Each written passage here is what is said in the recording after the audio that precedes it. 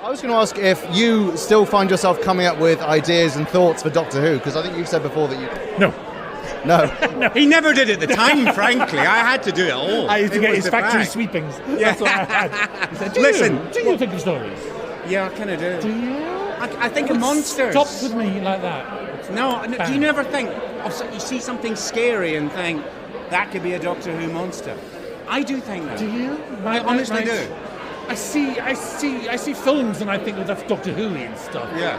I also do that. I think how much better almost everything would be if Doctor Who was in it. Yes, that's very true.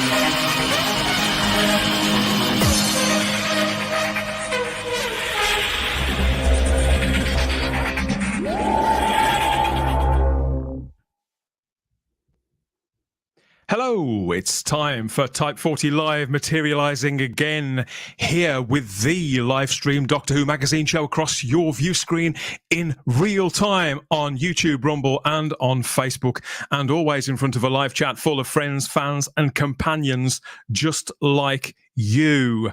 I'm Dan Hadley, Birmingham's king of the geeks, and yeah, I'm not the happiest of campers this week. How about you? Had a few days to get used to things, haven't we? To see where what the lay of the land is going to be, how the land is going to lie. That's a bit more like it, isn't it? And to take the temperature of fandom at large too. That includes you, everybody out there, watching and listening along and commenting along there across social media, and them too. I've got a panel to bring on to make through this the biggest Doctor Who news story of 2024. I've no doubt. Yes, so here it is, everybody. This is how it works. We're going to waste no time and pull no punches. It's going to be a full, robust debate. You're part of it too. Of course you can. Everything has taken a highly contentious turn this week. I do appreciate it. Before we get into the big story, of course, we're going to bring on our panel too. Okay, so where do things lie at the moment? Where is everything? Well, 20 years ago today, the 9th Doctor was cast. That's Christopher Eccleston, of course. He was revealed to the world, to the universe at large. Of course he was. And 19 years ago this week too, Doctor Who returned to the TV as a regular weekly adventure series for the whole family after nearly 16 years away. It proved phenomenally popular, didn't it? At first domestically, and in time internationally. It regenerated its broad appeal and place in popular culture. New Doctor Who, crucially established or re-established a shared viewing habit and experience, one that endured, whatever we think of the various peaks and valleys, for well over 10 years, each Saturday evening for 9 full seasons and several specials, until it all went spectacularly wrong, didn't it? In a 4-year period of mismanagement, miscasting, and mediocrity, which led to kind of inevitable cancellation, I suppose, leaving us all with just memories of a golden period. All new Doctor Who has risen from those ashes quite steadily and sensibly, sort of taking its time and seemingly hiring and rehiring all the right people.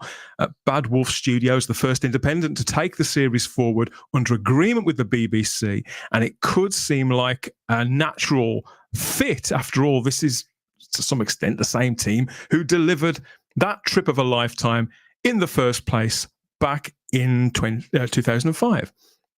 So, yeah, we thought the wait would never end, didn't we? But just a few months ago, we got a 14th and then a 15th Doctor across the screen over a few weeks in a set of 4 specials that did get everybody talking about Doctor Who again, for better or for worse. And for the first time, the series has got a global streaming home too, didn't it? It seemed to work perfectly enough, but we're a few months on and at the beginning of a new publicity campaign as we speak. In fact, I think there's a new trailer going to drop tomorrow at some time. Who knows? So this is the precise point in history where we're going to find out if this third iteration of Doctor Who really has any legs, and if Russell T Davies' return to showrun the thing was a wise long-term investment of faith and resources. It all kicked off, of course, last week, didn't it? And that's where we sort of left you, really. And the story, I don't know if you remember, Charlotte, but we talked about it on screen, and both you and I, we looked at a tweet, didn't we? Well, not a tweet, a bit of social media from Russell T Davies. Do you remember? And both of us said... Insta. Was it Instagram, something like that? Yeah. And you and I both had the same sort of take on it, didn't we? Because we read the caption and we thought, well, he couldn't possibly be talking literally about the streaming platforms, could he? But it turns out we were both wrong, weren't we? So how's it been for you the last few days anyway? And do you remember this when we looked at this last week? He just said incoming, destination tomorrow, Doctor Who on iPlayer in the UK and Disney Plus were available, and that was that. I think we were the only two in fandom who just sort of shrugged, didn't we? He couldn't possibly mean. Yeah, I think it was. Well, my thought was Comic Relief's sketch, possibly because of that Friday being the night of Comic Relief. But we also both said, oh, he probably has to put that on Disney Plus and iPlayer on everything. And to be fair, I do think he probably does, as a bit of, like you said at the time. But yeah, I think we all, because they've been so quiet, I think none of us thought they would just come out with the release date. With the stuff that they've come I honestly out thought they were with going to wait longer, a couple more weeks. Yeah, so when I heard the news, which you're going to get into in a moment, I thought, well, at least it wasn't just me. At least Charlotte was there too. And here to say, I told you so, we have our friends to fill up the console room as well. It has to be this one. Of course it does. There's plenty of room for plenty of panellists, not least of all the mega geek, Ian David Diaz. I think he's in the middle of eating something. He's gone hands-free. Thank heaven for that. At least he's not trousers-free. Actually, he might be. Yeah. No. How are we guys? You okay? Yeah. I'm fine. Ready to get stuck in? Sorry? Ready to get stuck in? It's Thursday, mate. It's Thursday. He'll catch up. Give him a minute to warm up. Next, of course, we have somebody who, I don't know if she needs to warm up. Do you, starry-eyed girl, Sarah Graham? Do you need to warm up, or are you okay? You ready to go? You good to go? Yeah, I'm good. I'm good to go, yeah. I was that impatient to talk about it. My hair's still drying. I need to dry off. Don't know about woman. Look like you've been for a dip. But we do like the flowers there. It reminds me of when the Queen used to give the speeches on Christmas Day. She'd always have some flowers next door, wouldn't she? Do you remember? She goes, yeah, I can do a speech if you want. Try stopping her, everybody. Try stopping her. Good to have you back, Sarah. Lovely to see you. I'm happy to say that all the way from the Nerd Den too, we've managed to break Jack loose for a little while to come and chew the fat with us. Hiya, Jack. Hello, everyone. Lovely to be back once again.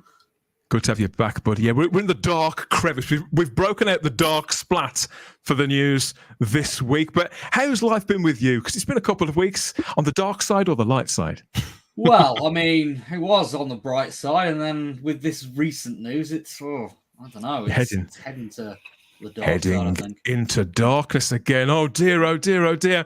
And we have two more regulars about to grace us as well. Yes, everybody, I'm happy to say he is back, and so is the other one and a half team members, I should say, because it's Simon Horton and Lenny. Need a moment, gentlemen. I'm sorry, Lenny's just suddenly decided have a licky go just as we're coming on air, haven't you? There you are. Go. Have your close up. Have your close up, Len. There you go.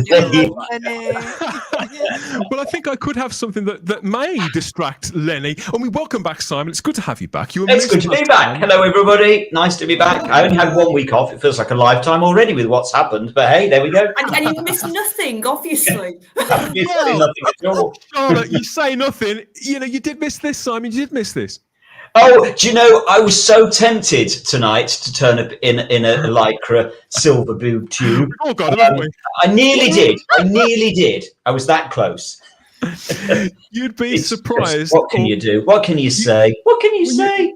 I was going to say you'd be surprised, or maybe you wouldn't. The amount of people who've said to me, "Oh, you didn't have Simon on last time," and I would have loved to have seen his reaction. Everybody wants to see your reaction to that particular fashion choice. I did see this. I must be honest. I think this was this the Oscars? Am I right in thinking this was the Oscars? Mm-hmm. Yeah. Yeah, sorry, Lenny's going to go down. Lenny's off. Yeah, I think it was the Oscars, and I saw it. I mean, what can you say? I mean, it just gets more ridiculous by the day. I have no problem with people wearing whatever they want to wear. I really, really don't. But I don't know. Does he not realise that he just looks a bit silly? Is it just me? Bit of a knob. A bit of a knob. Well, thank you, Dan. You said it. I think it's past caring. I think that ship may have sailed quite a long time ago. But yeah, for the Simon fans out there you go. You've got sort of his instant reaction, haven't you? Yeah. So as you can imagine, we've got lots and lots to get into on this edition of the show. And yes, we will come to your comments too there across YouTube, Rumble, and on Facebook. But we have a news story to catch up on, and we'd like your views on this as well. This is how it's going to work. So, we have all this. This is how this dropped. We had that tease from Russell T. Davies on Instagram last week, saying something, but not really saying anything at the same time. And then at 2:00 the following afternoon, Friday, the 15th of March, they dropped this. They dropped this. Give me a number, give me a year. It's gonna be a moment. Shooting his sweater.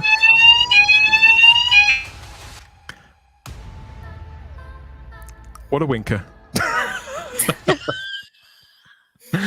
Yes, so a wink from the 15th Doctor. Surely that's got to be a good thing. You would think, but this was actually to announce the news that Doctor Who returns with BBC iPlayer and midnight double bills. They're calling it BBC One Who Revision Night on the 11th of May when the Doctor launches into the Whoniverse on iPlayer and on Disney Plus. And of course, there's a really elaborate press release on this about why it's a fabulous, fabulous thing. And there's flashy graphics, this trailer of Shooty saying enigmatic things. We're supposed to be excited. We're supposed to be hanging on every word from Shooty Gatwa, Simon. But yeah, I don't really know. So this is what the press release said. Doctor Who returns with BBC iPlayer midnight double bill. They're calling it Who Revision. I think they're going for that sort of Barbie and Oppenheimer thing. I think that's the plan. We'll come back to that, I think. But it says the TARDIS will make its global premiere around the Whoniverse, and for those in the UK, for the first time ever, the Doctor will land with 2 episodes premiering on the BBC iPlayer at midnight on Saturday before arriving on BBC One later that day, right before, you lucky, lucky people, right before the Eurovision Song Contest. Wow. So the evening couldn't possibly get any better. By that. At the same time, those outside of the UK... At the same time, those outside of the UK can watch the Doctor and Ruby on their epic adventures as the TARDIS is set to land on Disney Plus where available. So this is the crux of it. This is where it is. Shocking news, radical news for the scheduling of a 61-year-old TV show, Simon. They're trying to sell it that it's the same thing, but somehow better. Fandom has received. I was just going to say, it's one of those things. Everybody knows that I go on about hyperbole all the time, and this is kind of the absolute final epitome of hyperbole or spin. Just trying to turn this into something positive. I mean, you've got to hand it to them. They really, really try very, very hard to make this sound like a positive move, as though we're all going to go, oh, how exciting. Are they that stupid that they don't realize how it's going? Just be honest, guys, and just say, look, this is how it is. This is what's going to happen, rather than trying to beat us into some sort of pulp of excitement. I just don't get it. I just don't get it. I love it. It reminds me, as a 70s kid, Simon, you may remember when the comic that you used to buy every week would come one week, you'd get it from the newsagent, and there'd be a flash across the top of the cover, everybody, and it would always say, great news inside for all readers, and you think, wow, this is going to be brilliant, and you'd get to the page where it would tell you the great news, and it was that the comic was ending. But it was being rolled into another comic that by the same people that you didn't like. It has that kind of feeling about it. So, Simon, when you saw this news, were you shocked, or were you? I gather you weren't particularly wowed, but were you shocked? How did it make you feel? Did it catch you off guard?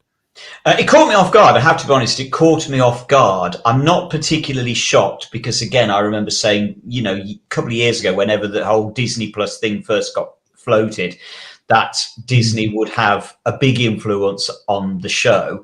And here it is. So I'm not particularly surprised in the slightest that they've done it. But nonetheless, it was surprising that I didn't expect it to be this. I didn't think that they would put it out at midnight. It's just, talk about shooting themselves in the foot. It's just so ironic that it's just positing itself as a sort of a family show again, and so we're going to put it out at midnight when no families can watch it.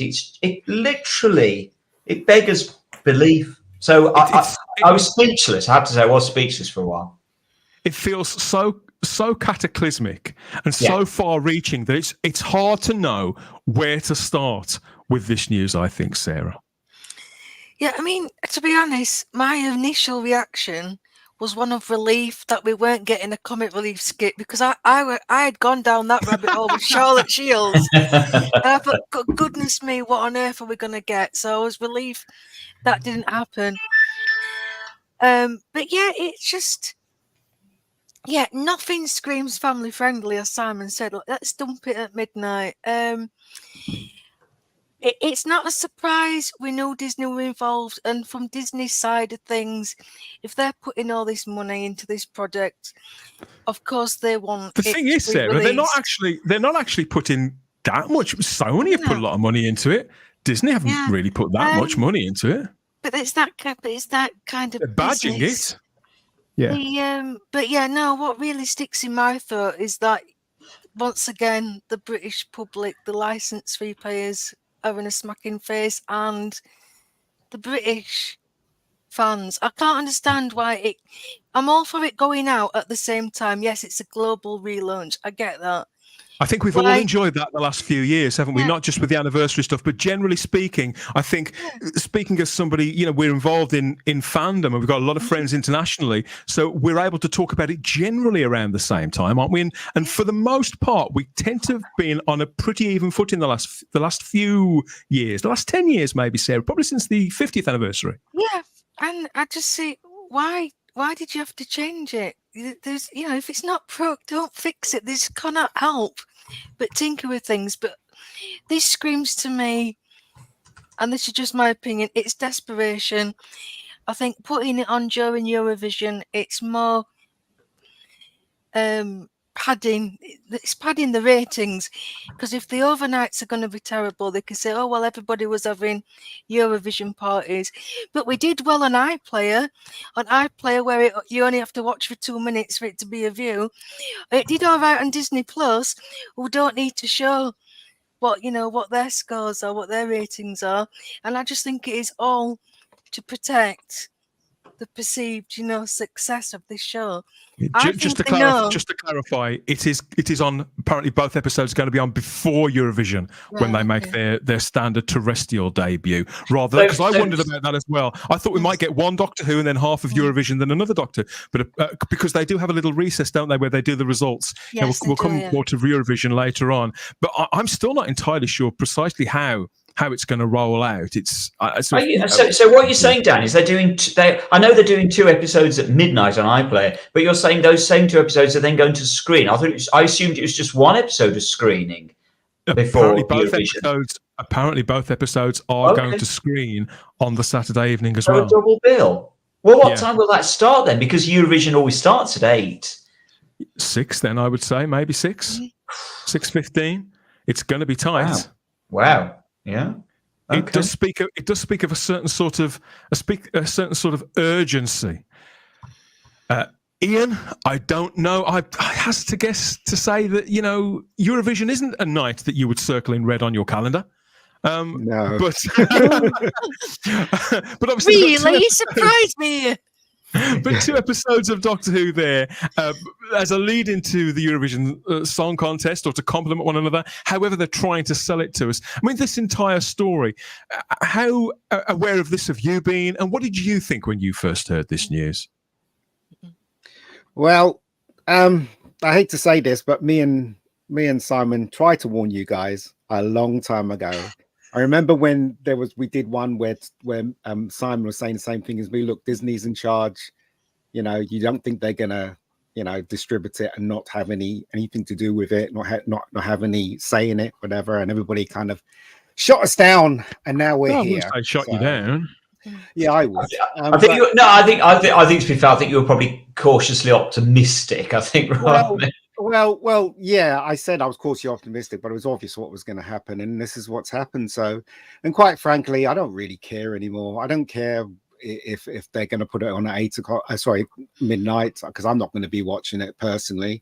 I don't think anybody will be. Well, it's not for me. It's not Doctor Who. I don't know what this is, but good luck to everybody else who wants to watch it and stuff. But who do you think will be watching at midnight, Ian? Do you think it could work for anyone? Well, people who are really deeply into Doctor Who and will accept anything as Doctor Who, they'll be watching it at midnight, won't they? People that want to review it will be watching it at midnight for YouTube, but I won't be watching it. Tiny fraction. Well, yeah, exactly. But the thing is, though, you can tell that who said they were scared. I think it was Sarah that said they were scared. You can tell that they are scared by the things that they're doing. They're teaming it up with a Eurovision. That gets huge ratings, no matter how bad that is, and they're sticking it right there. The thing is, Ian, even that is a bit of a misnomer, because the Eurovision doesn't actually do that well. I mean, most of the British public resent and detest the Eurovision Song Contest. Yeah, but the BBC keeps doesn't it, Dan? Internationally, it does, but again, nationally, domestically, I don't think it necessarily does. Charlotte, you're probably right. I don't know. Sorry, carry on. Charlotte, will you?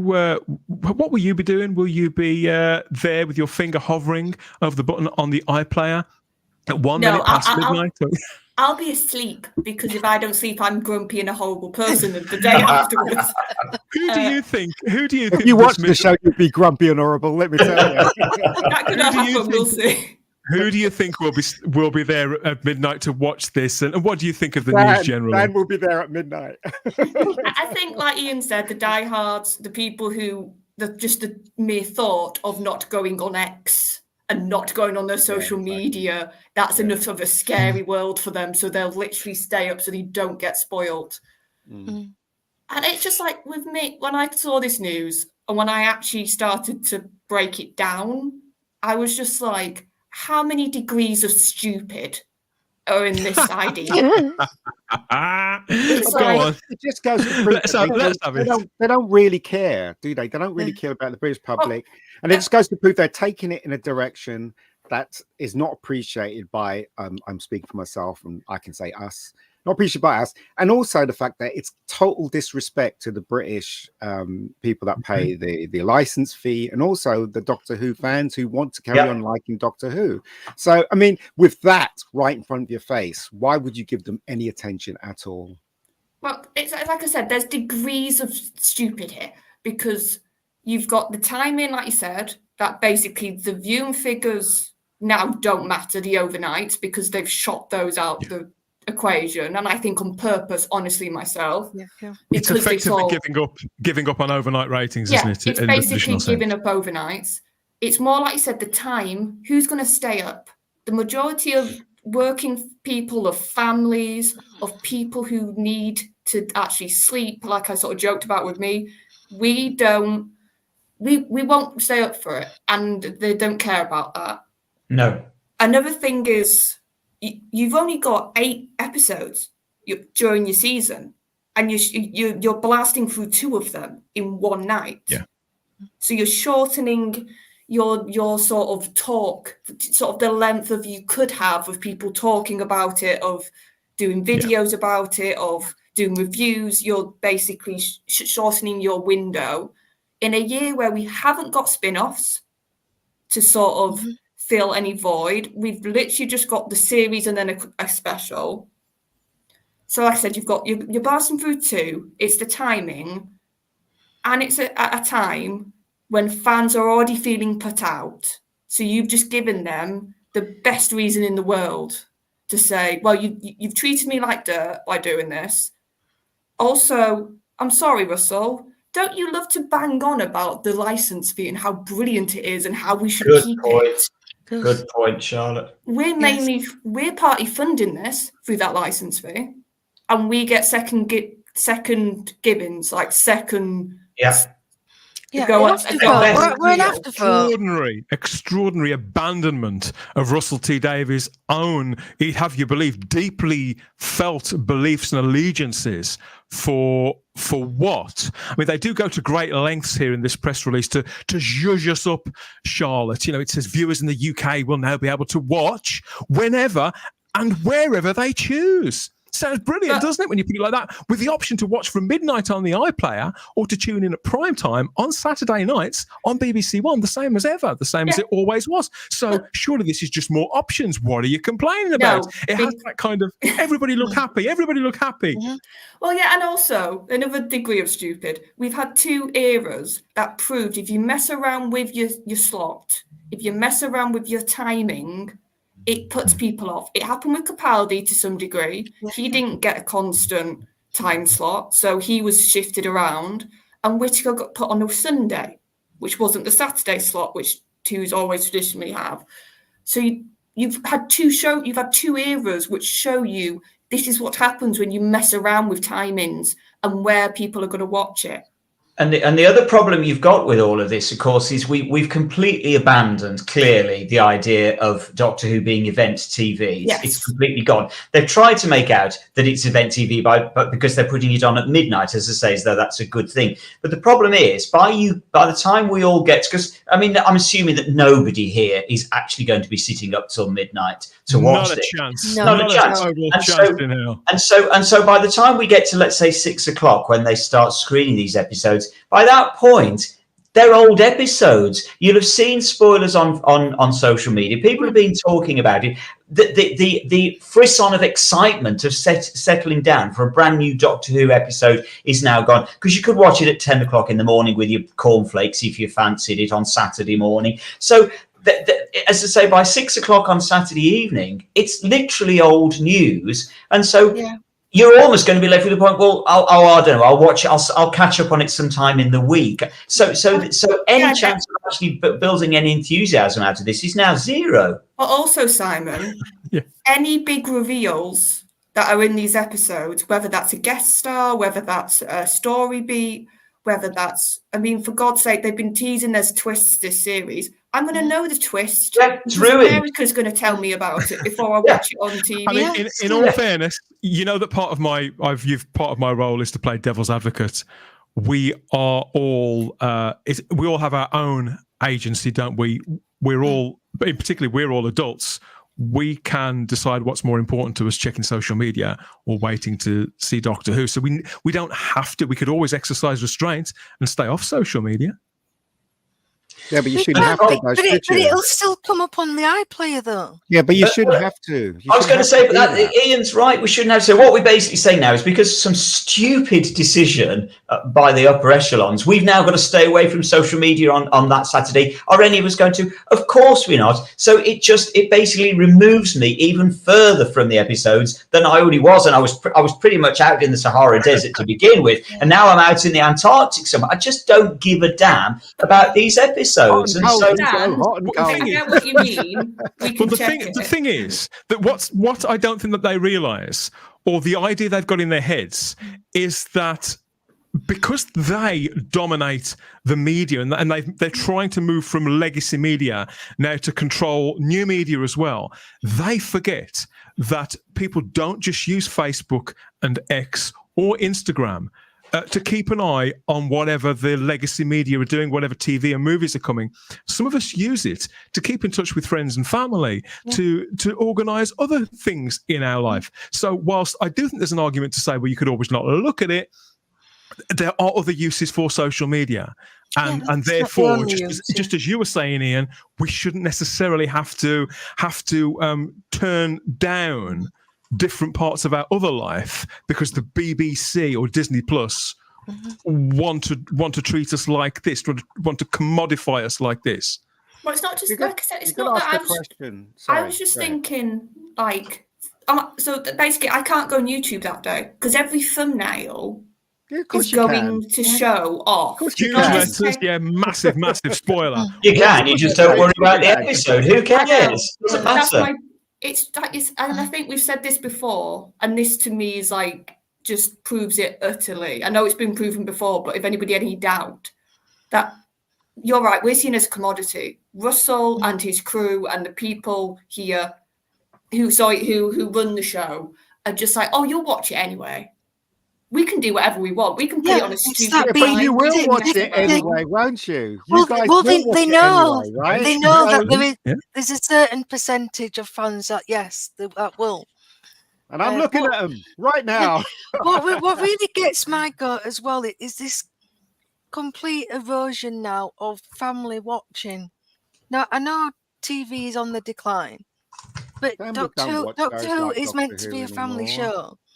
They don't watch Doctor Who anymore. Families don't watch Doctor Who anymore. Families don't watch TV together anymore. To be fair, Ian, yeah, very small minority. To be fair, at the top of the show, I talked a little bit about what was going on 19 and 20 years ago. That's exactly what people were saying in 2004 and 2005. People don't watch the TV anymore. Here was an opportunity for Doctor Who to maybe take back some of that ground.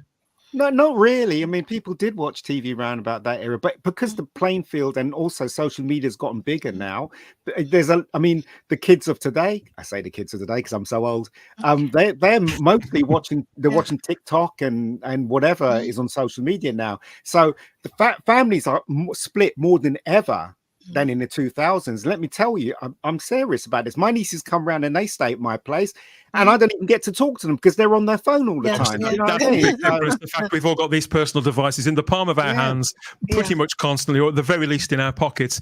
Jack, I don't know if you've heard, but the BBC, it's the exclusive home of Doctor Who in the UK. When it premieres at midnight on Saturday, May the 11th on BBC iPlayer, and will then air on BBC One later that same evening. Outside of the UK, Doctor Who begins streaming on the 10th of May at 7 p.m. ET on Disney Plus. We're available, giving audiences a simultaneous global launch. There's all that spin. So it launches on May the 11th. Big green exciting letters, May the 11th, except where it doesn't, where it's May the 10th. Jack,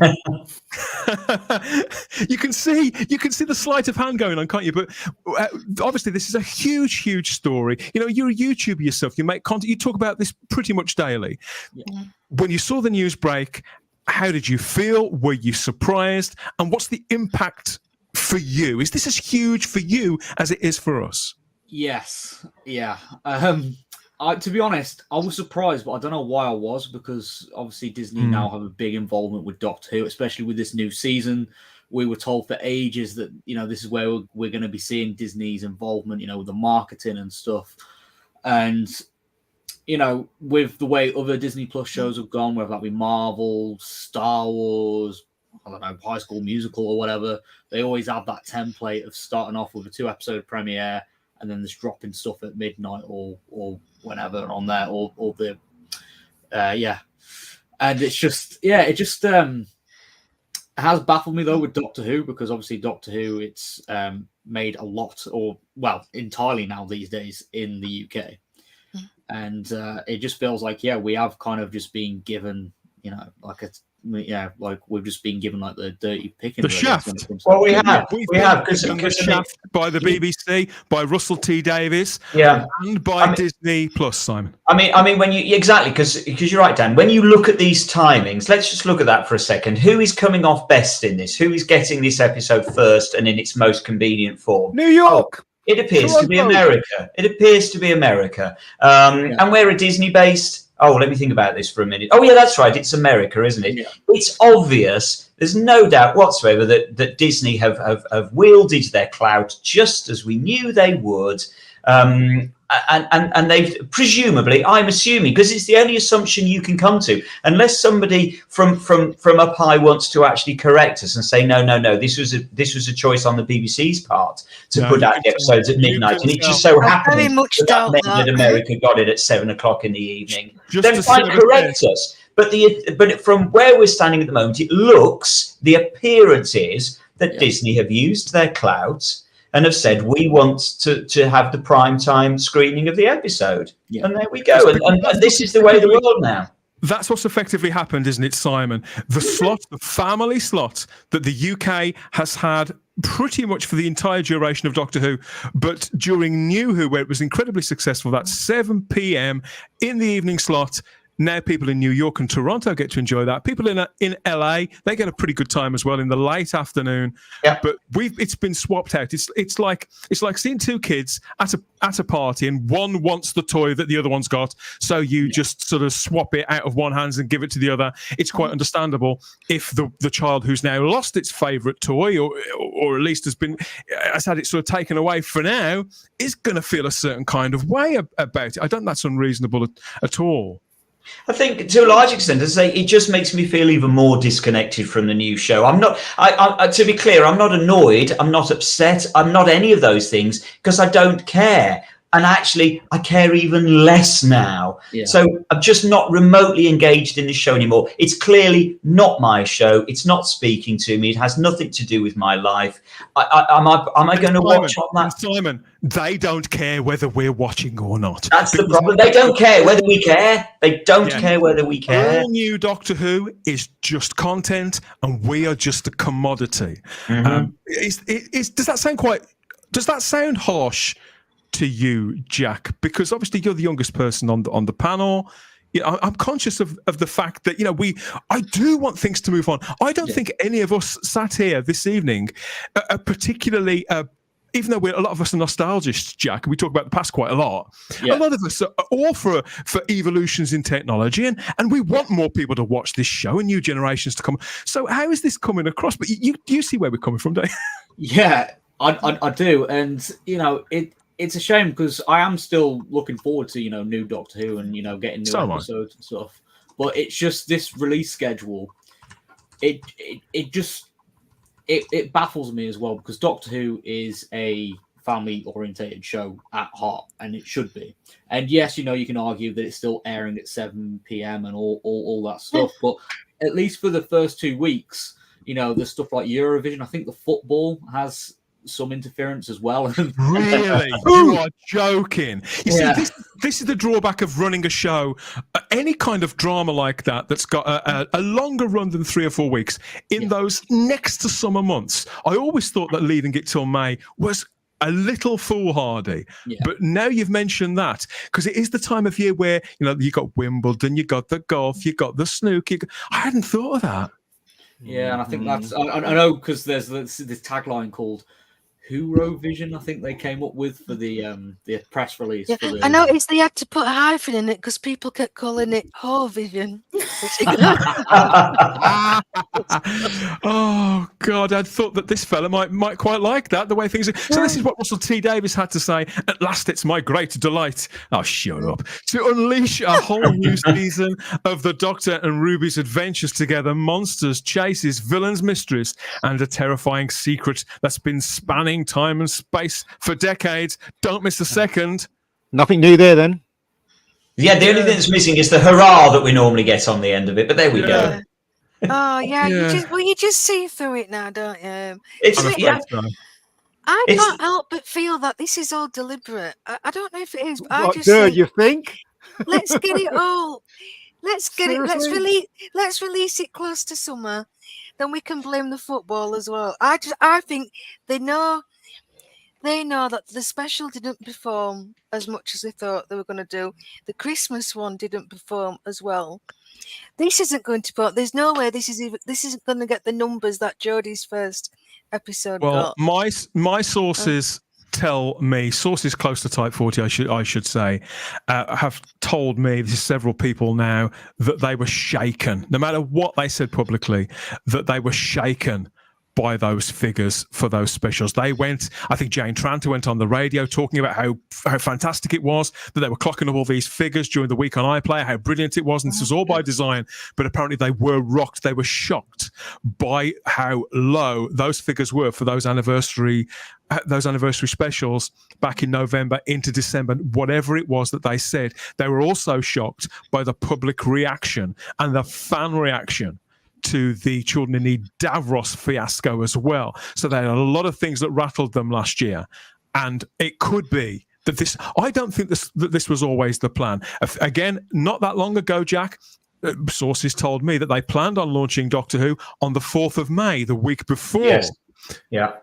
And that was for very credible sources. I believe that didn't chime with Disney Plus's plans, whatever they got planned for the 4th of May, which is probably something Star Wars related. So that probably didn't chime with them. And I believe that they pushed it forward because there's no way they're trying to polish a turd here, but there is no way that having 2 episodes of a show like Doctor Who and Eurovision on the same night is an ideal at all. It kind of compromises both shows. Yes, Ian. And do you get the feeling that they're trying to get rid of it as fast as they can? No, just get it out there. I think Disney Plus are. I think Disney Plus want it all out there because they block out their schedule, don't they?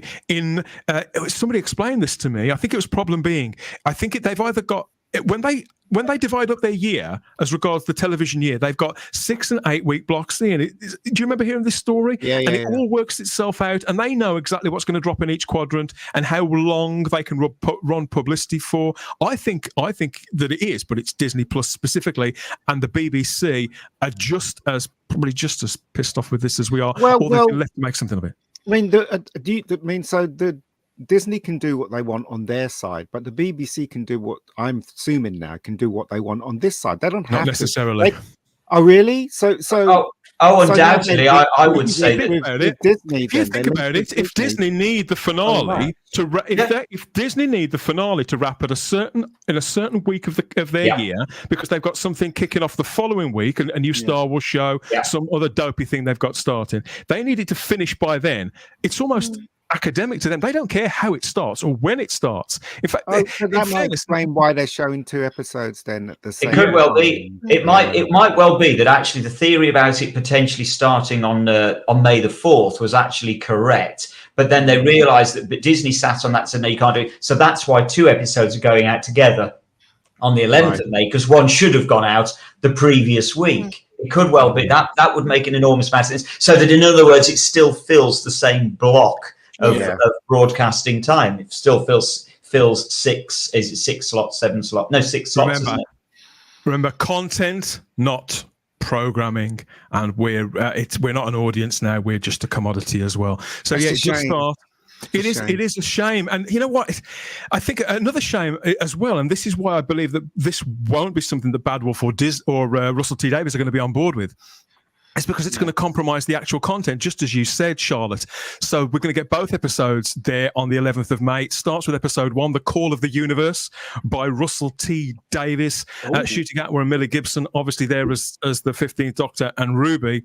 This will be the first full adventure of them together out doing what this series is supposed to do on the weekly. This is what people turn up for. This should be where people really get a feel for this new dynamic and set the tone really for the next couple of months. So we've got that, but it's going to be followed then by episode 2, The Devil's Chord, again by Russell T. Davies, and that's the one that is set in the 60s and revolves around music. The Beatles play a component part of it down there. We've seen Ncuti Gatwa with his afro and the sharp 60s sort of Austin Powers suit, and of course most notoriously of all, it's going to guest star Jinx Monsoon, the highly divisive adult entertainer and activist. Blimey, let's think about it. Am I going to sit up till 1 o'clock in the morning to watch an hour of Jinx Monsoon? No, I'm not.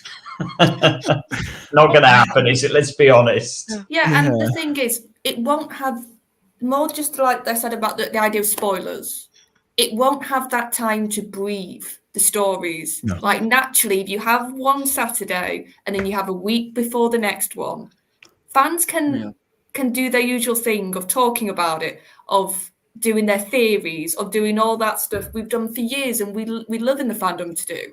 But having 2 episodes at once, especially if one gets a better reaction than the other or vice versa, you're not gonna. You could potentially bury either one with the other, or both of them. Well, that's obviously going to happen. That's obviously going to happen because the Devil's Chord. I tell you now, the Devil's Chord, that'll be the one. Everybody will forget about the Call of the Universe. There will even be people out there who skip episode 1 and go right to episode 2 because there's a certain amount of people out there, particularly content creators, who are going to be outrage farming on this show. So. The Call of the Universe will be practically forgotten on Saturday. Everything, all attention will go on the Devil's Chord, and every single word that whatever character that is that Jinx Monsoon's going to be playing, all that will be tore apart. The Call of the Universe will be practically forgotten, and heaven knows what it's going to do to the stats. It's not just even that. Like I don't think we've seen just the set pictures from that second episode because it's the historical. Because they're in like period costume, because like I said, it's got the Beatles in it, for God's sake. Like that is just so much more of a talking point type of episode. Like, and I think that for episode 1 will just be setting the dynamic a bit more, really sort of getting all your starting points. And that's not exciting as much to talk about then. Oh, let's have the Beatles play for a bit, or let's have Ncuti back in time, a Doctor. Like those are the episodes that fans talk about naturally more. So I do think they have completely shot that first episode. I agree with you in the foot from the get-go. Yeah. It's human nature, and it's all a bit of a shit show so far, everybody. So nobody's keen. Is it fair to say nobody's keen? No. Nobody's too keen here on the panel.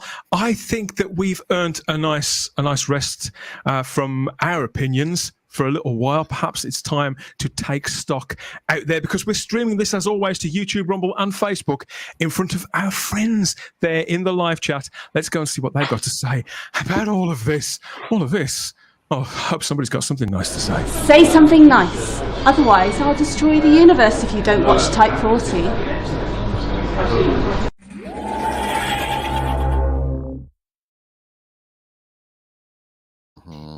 Like the lady said. Yes. I'm not too optimistic about that, but thank you everybody for your patience, your indulgence. Let's get into it there with the live chat and all our fellow friends, fans and companions there. Wow, there's a lot of comments. Thank you everybody for all of this. I would imagine that tempers have flared up. Who's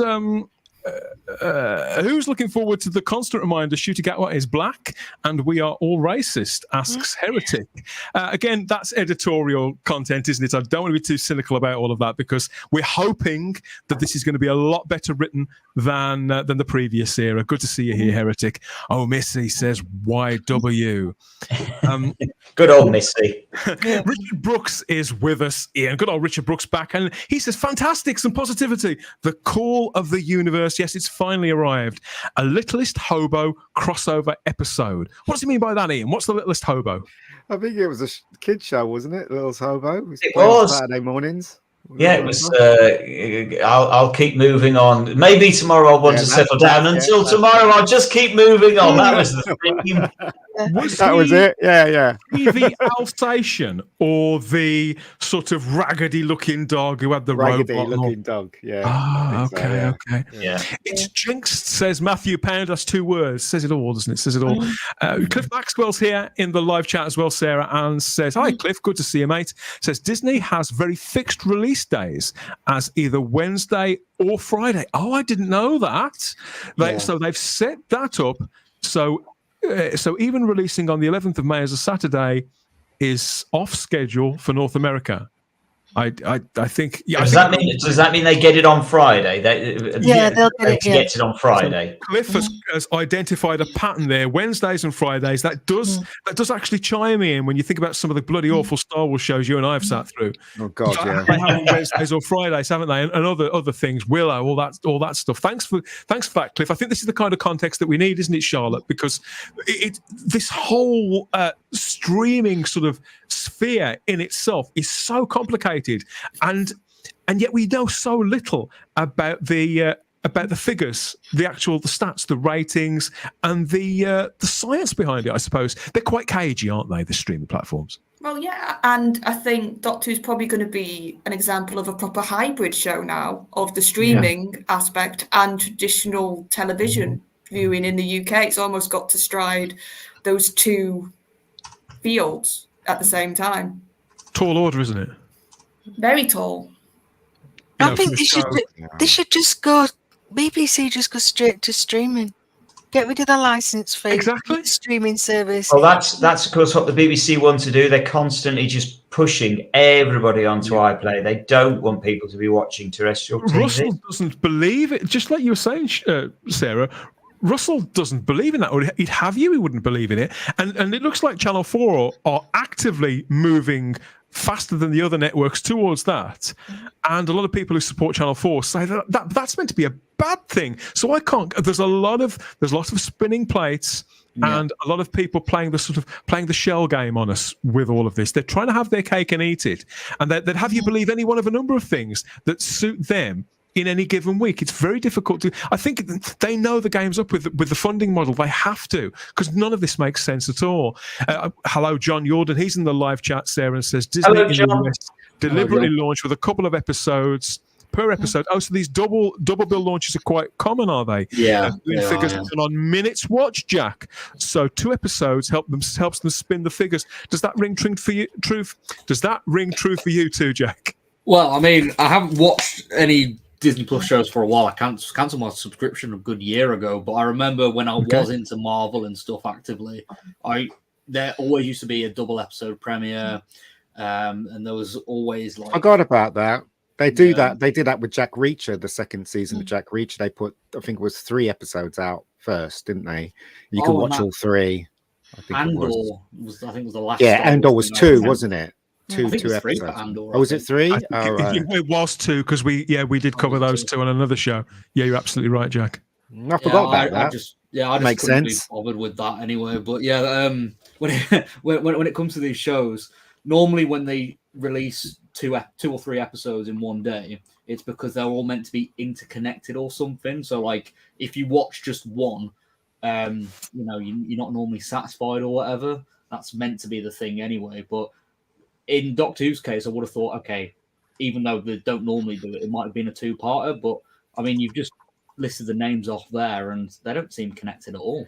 So I think also the reason why they released 2 episodes or 3 episodes is to gauge whether people are interested. So if there's like a huge number watches the first episode, and then the second episode is less than the first episode of many people watching, then they can gauge how the show's going to carry on. Do you know what I mean? With Reacher, a lot of people watched the first episode and a lot of people watch the same amount of people watch the second episode and the third episode. So it's just them gauging how popular the show's going to be. So I mean, guess, for all that we've said about Disney Plus, this is what really convinces me, Simon, that it does work for Disney Plus. It is their sort of MO, if you like, and the BBC are sort of left with whatever fits in with them. With slim pickings. I mean, you do wonder. Truth be told, sadly, the BBC sold their souls when they sold off Doctor Who. I know they own a partial chunk of it, but they have sold off one of their very, very biggest brands. I mean, it might be the biggest brand at the moment still, after the sort of the collapse of Top Gear. It could well be that, no, probably Strictly Come Dancing, isn't it? It's probably the top brand. But whatever, Doctor Who is right up there. And so the BBC have sold a huge chunk of that off. And it does feel like they've sort of sold their souls out. You can't help but feel uninvested in that then.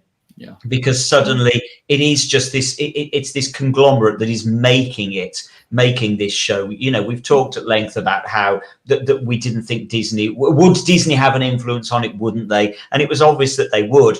And this is the final clinching proof that they have. And it feels so sad, as I say, that one of those, the biggest shows on British television, let alone BBC, has been sold out. I want to clarify. I never really had a specific take on how Disney Plus would package Doctor Who, either internationally or any demands that they may place that could reflect on us domestically. I never really had a take, but it was more sort of creatively, which I was unsure about. And I think generally speaking, they do have a pretty minimal creative involvement. There was a lot of people who thought they would have no creative involvement at all, which I agree. I think was woolly thinking. But you know, that my mind was always to the case of yes, of course they'll have some say, but that it wouldn't be the enormous weight that some commentators assumed that they would. The people who are very, very caught up in the culture war. I want to look at this comment from Enigmatic Joker, who asks, how can you know that people will forget episode 1 and that episode 2 will be better? We haven't seen anything yet. This is all speculation. Let's take a look without prejudice first. Hi, EJ. We haven't seen you in a while, but we're commentators, mate. This is what we do. We speculate. And no, of course we haven't seen anything yet. And nobody here has said that episode 2 will be better.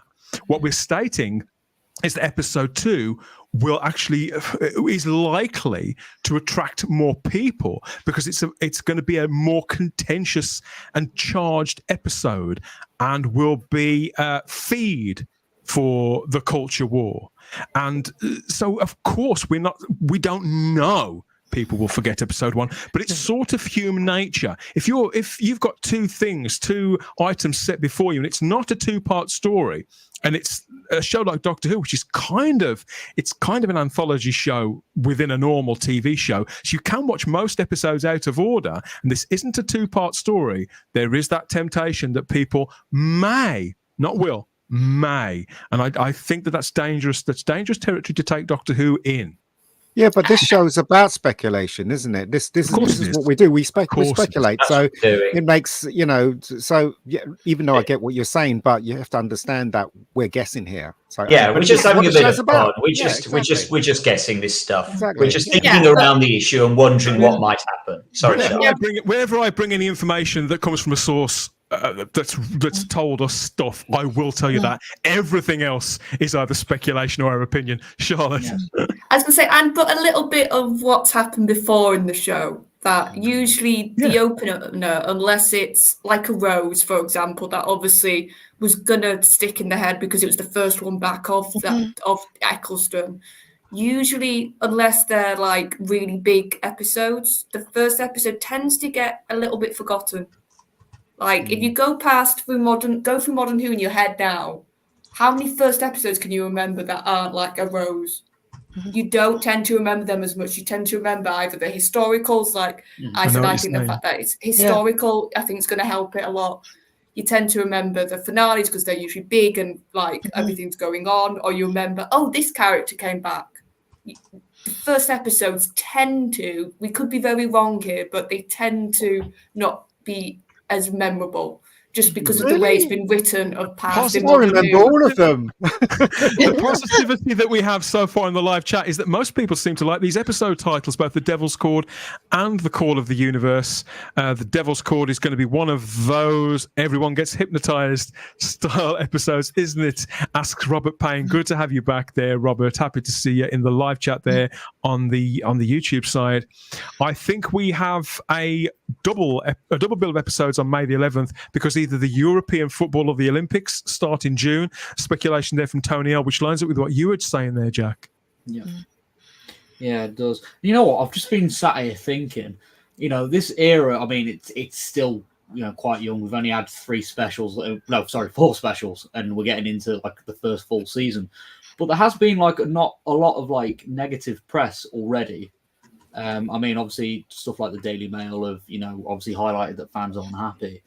But I didn't realise, and I don't know if anyone else has experienced this, how mainstream like the news about Millie Gibson and stuff has kind of reached people. So like I've had a conversation with friends who haven't watched Doctor Who in years, like since Matt Smith, and I've had people come up to me at work or when I've just been out and about with mates, and they're like, oh yeah, you still watch Doctor Who, don't you, Jack? What's this about this young girl getting sacked? Yes, I have, Jack, because a lot of my friends still watch soaps like Coronation Street, and she was very popular on Coronation Street, and it has kind of flipped over to the mainstream, as you said.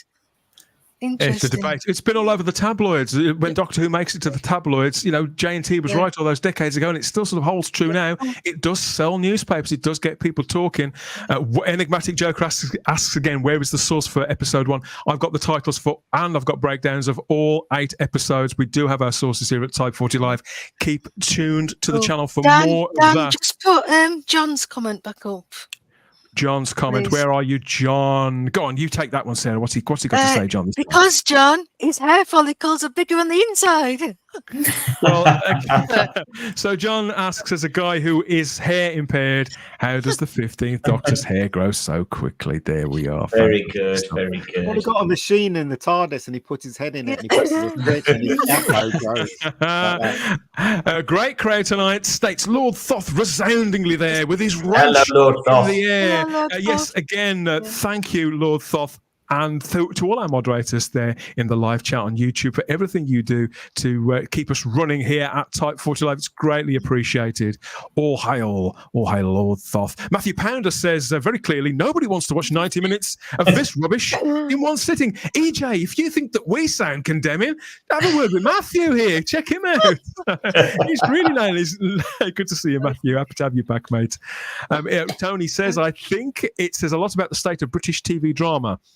If the specials were the only scripted dramas in the top 10 British charts of the week it was transmitted, and that's not considered a success. Things are in a state of flux. I think we talked about it quite extensively last year, didn't we?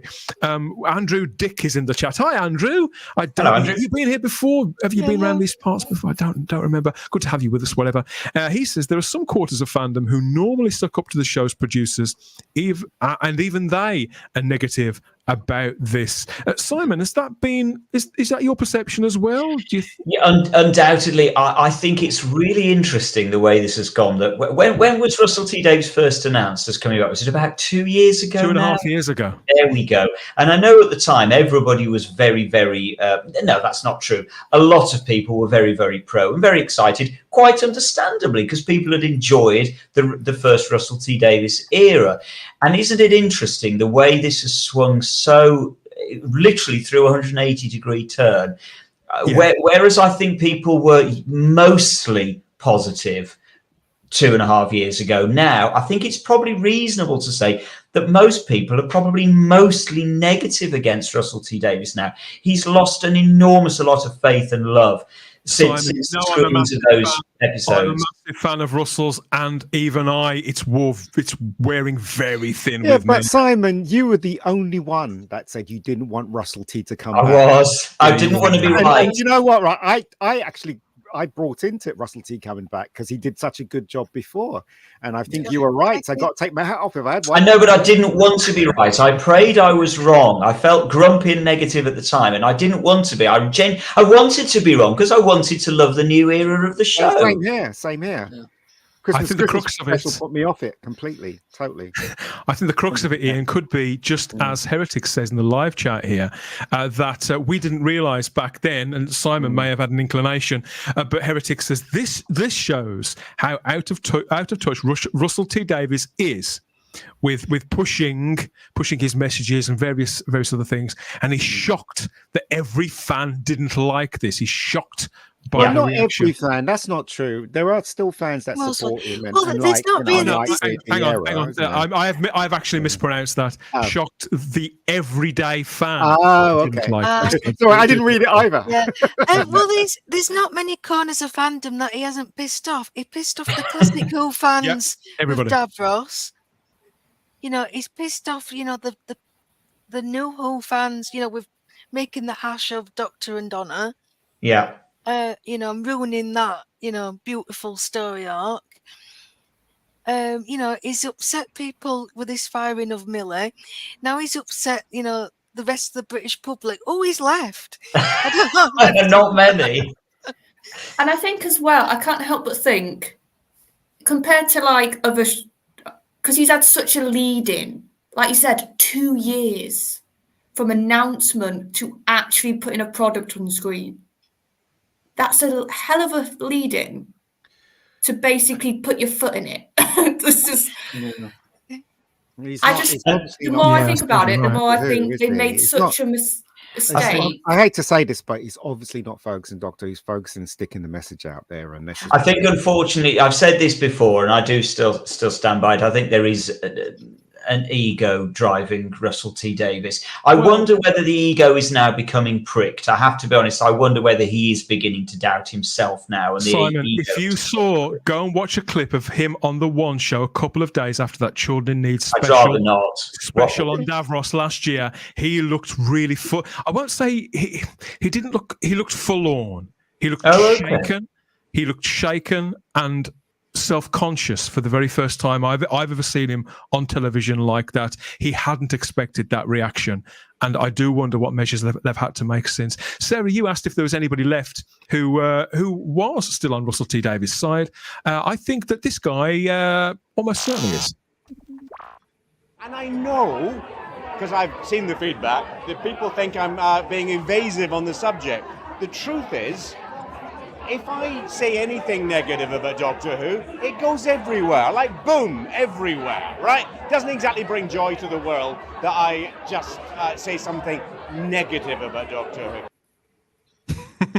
Yeah, but you have to wear your big boy's pants and say what's on your mind. You know what I mean? You can't bloody just, you know, but what you do tells us exactly what you think, mate. So, you know, that's the way it goes, isn't it? And also, you're hiding, but you're not hiding. That's the thing. And also, Stephen, talking to somebody who we now know you're coming back to write for the show. Exactly. Yeah. So get a shave, mate, and go and have a bath and leave us alone. That's all I say. So in response to the, I'd say mixed response. Mixed is very generous, isn't it, Dan? Yeah, very mixed generous. Response to this announcement, Stephen Moffat, he went right on Instagram as well to buddy up next to Russell T Davies. He said, wait, what? 2 brand new Doctor Who stories on the same day? This is a whole new level of insane greatness. Capital letters, exclamation marks, Simon. This is the sort of stuff you love. Speaking as a fan, I can't wait to complain about it. Lots more exclamation marks. And of course, Russell responds, back in your box, kiss, kiss, heart. And just go get a room, boys, for goodness sake. It's just, it's this hyperbole. It just drives me nuts. I'm just fed up of being told that I will be excited about this. It's clear Stephen Moffat is obviously just going to say something fantastic because, as Charlotte's just said, he's coming back. He's writing on the show.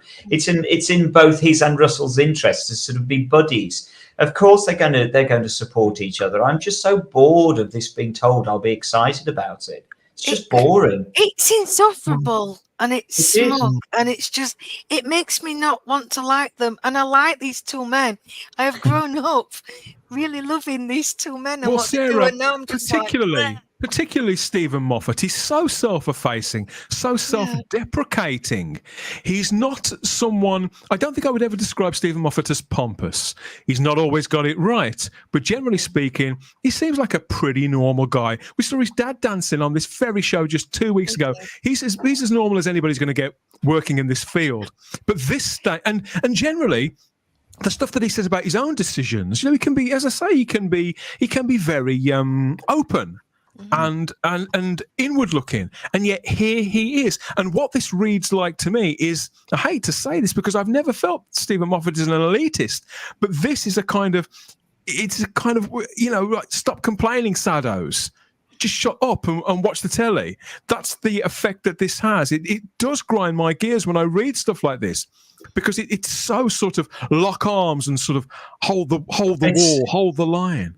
It's sycophantic, isn't it? That's what it is. It's sycophantic. I have just got to say, YW2324 says in the chat, what is hyperbole? Okay, sorry about that. For anybody that doesn't know what hyperbole is, it's one of my favorite words. But what it means, it's basically exaggeration. It's over-exaggeration. It's rhetoric. It's talking bollocks in any other form. It's over-the-topness.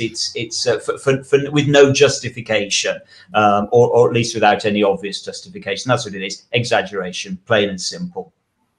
Repeat, says John Yordan. I think he's talking about the exclamation marks there. Electric Bulls also in the chat. It's who says that it's funny, the same people who say Doctor Who is dead still watch the show. Curious. Well, this not me. This isn't something, we don't. The only hashtag that we do on this show really is hashtag Type 40 Live. I don't believe in those kind of hashtag campaigns. I think a lot of them are a little selfish and certainly not in the spirit of what this show is all about. If Doctor Who is dead to you and you're not going to watch it anymore and you want to go back and watch the old stuff, again, there are no wrong answers to this. I can understand why some people have been pushed to feel the way that they do. But EJ, for example, I feel largely the same as you do, Jack. I'm still very open and happy to look forward to this season, but I just feel that the event status is kind of compromised. So I'm looking forward to it, but with every week and every passing announcement or twist to this tale, my enthusiasm and support for it just shrinks. Yeah, because I feel they're not supporting me.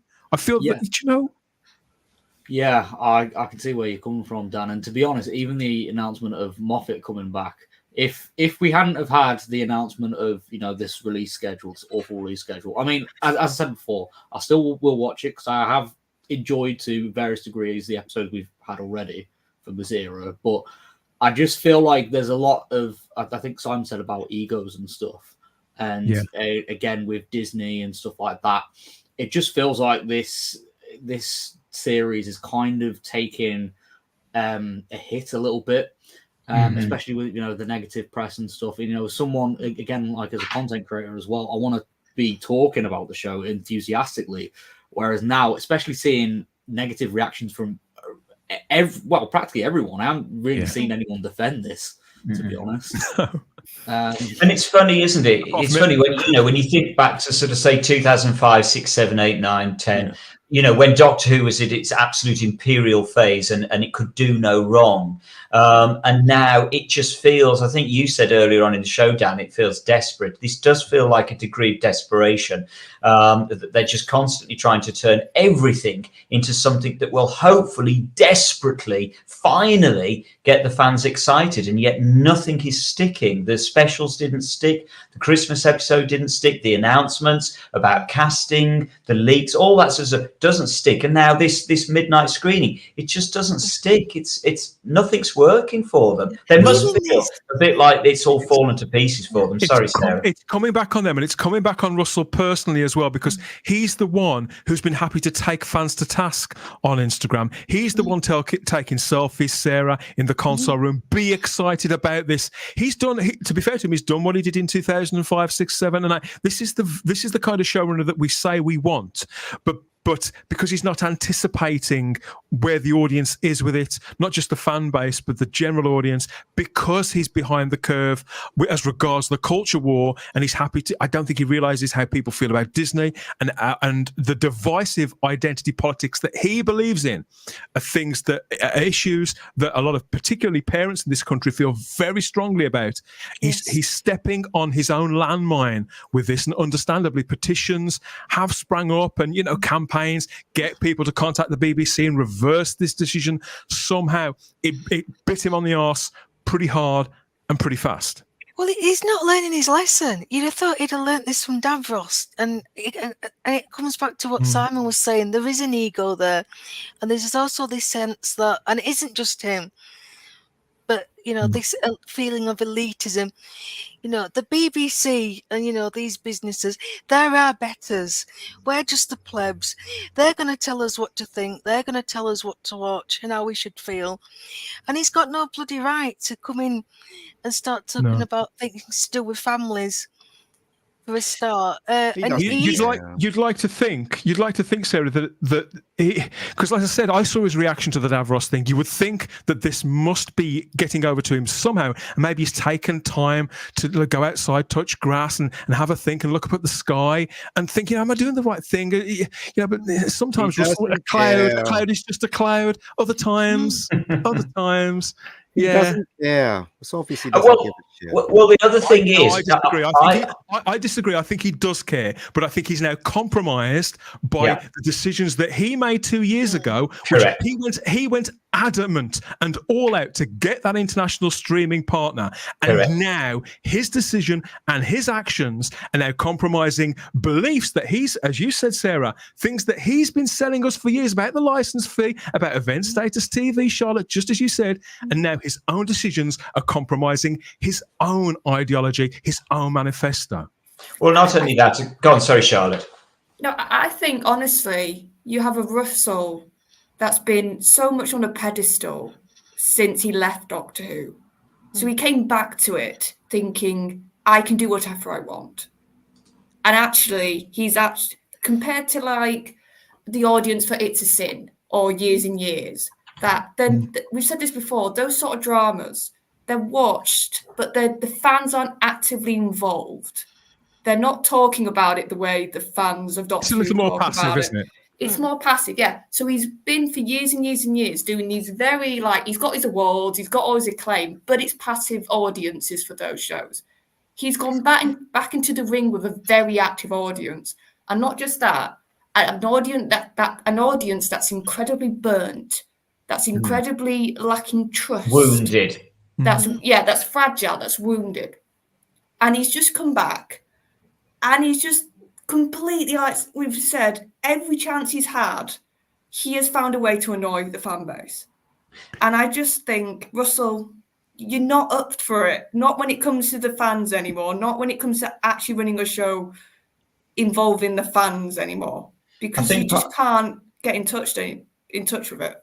I think part of that, Charlotte, as well, is because things like It's a Sin were so well received and critically acclaimed and all the rest of it, and just about everything Russell has ever done. There have been some misfires, but they always seem to be overtaken by his successes. And so I think there is a degree of sort of living in an ivory tower when it comes to Russell. I think he does believe his own hype.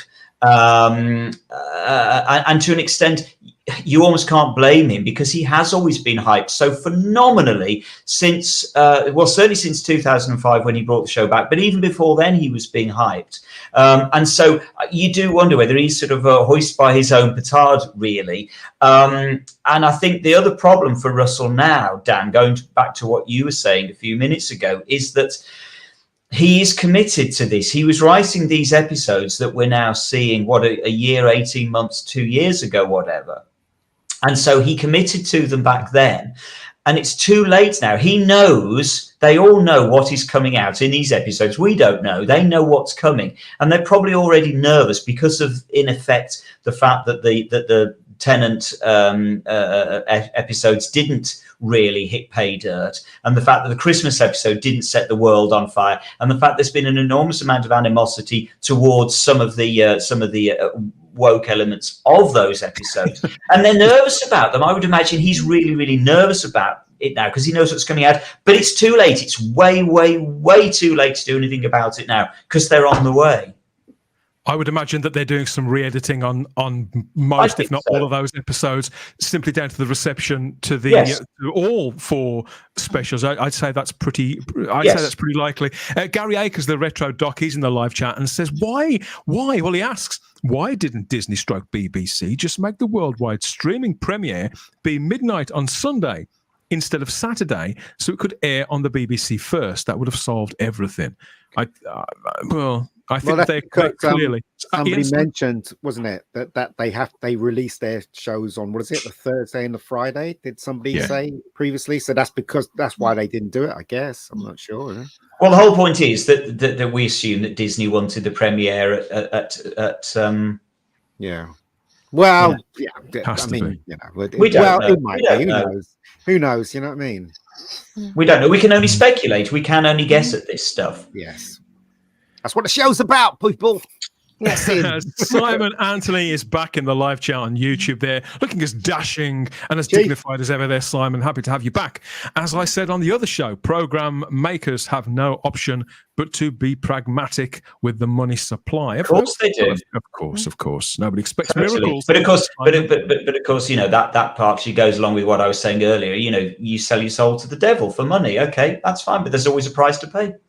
That's my philosophical line for the evening. Good night. BBC wasn't making enough money to. I mean, I hear they're cutting down on their dramas, you know, going forward, and they're not making enough money to make dramas. So it made sense that they teamed up with Disney, who I guess has a lot of money, and Sony as well. So, but there's other streamers. This is what really with the whole Disney thing at the moment.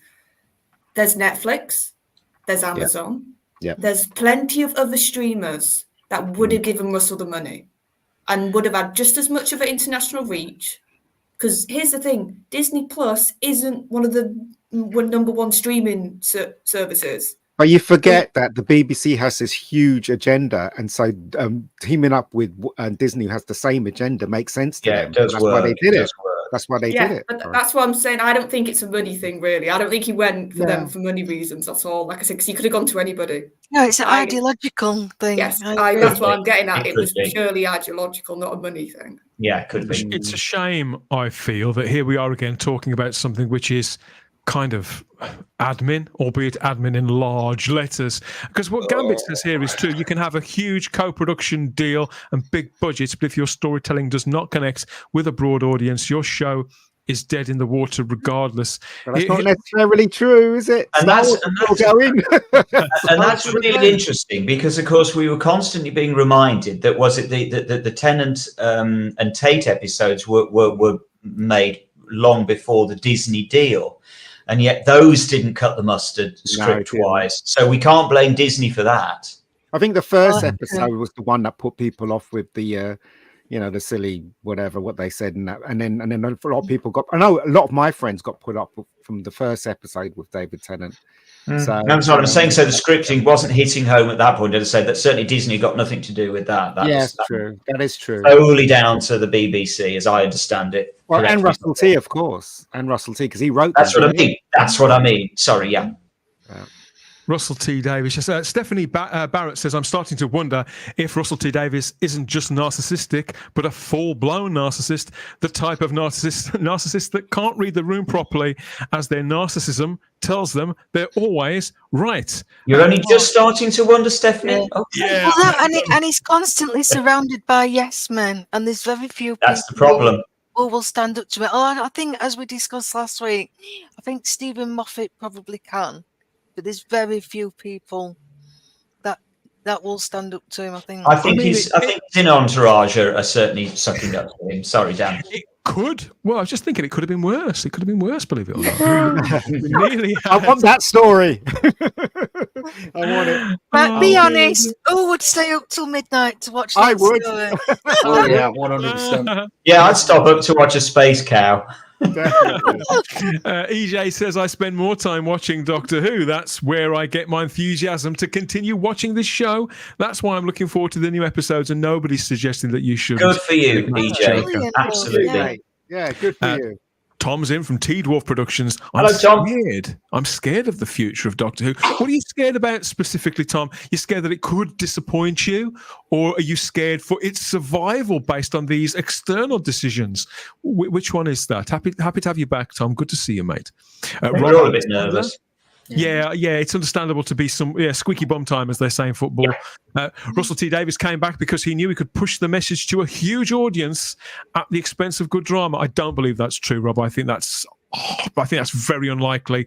You've got Rob. I believe it's true, mate. I'm with you. Let's not be churlish about it. I'm not being childish. I actually believe what I'm saying, and I actually believe that. Totally believe it. I'm not being childish at all. I didn't say to be childish. I didn't say childish. I said churlish. I don't need to be that either. Russell T Davies. I think he came back out of love and ambition for this show and this brand. He's spoken extensively about why he came back and the opportunity that he saw in it due to the lockdowns, the tweet-alongs, Jack, which launched exactly 4 years ago today. I was reading on X earlier on. That's why he came back. And Russell's interest is in furthering good drama, generally speaking. But unfortunately, as with a lot of people, it's understandable. The man is into his 60s now, and I don't wish to be ageist, but it's understandable if his finger isn't as on the pulse as it was 20 years ago. I think that's the crux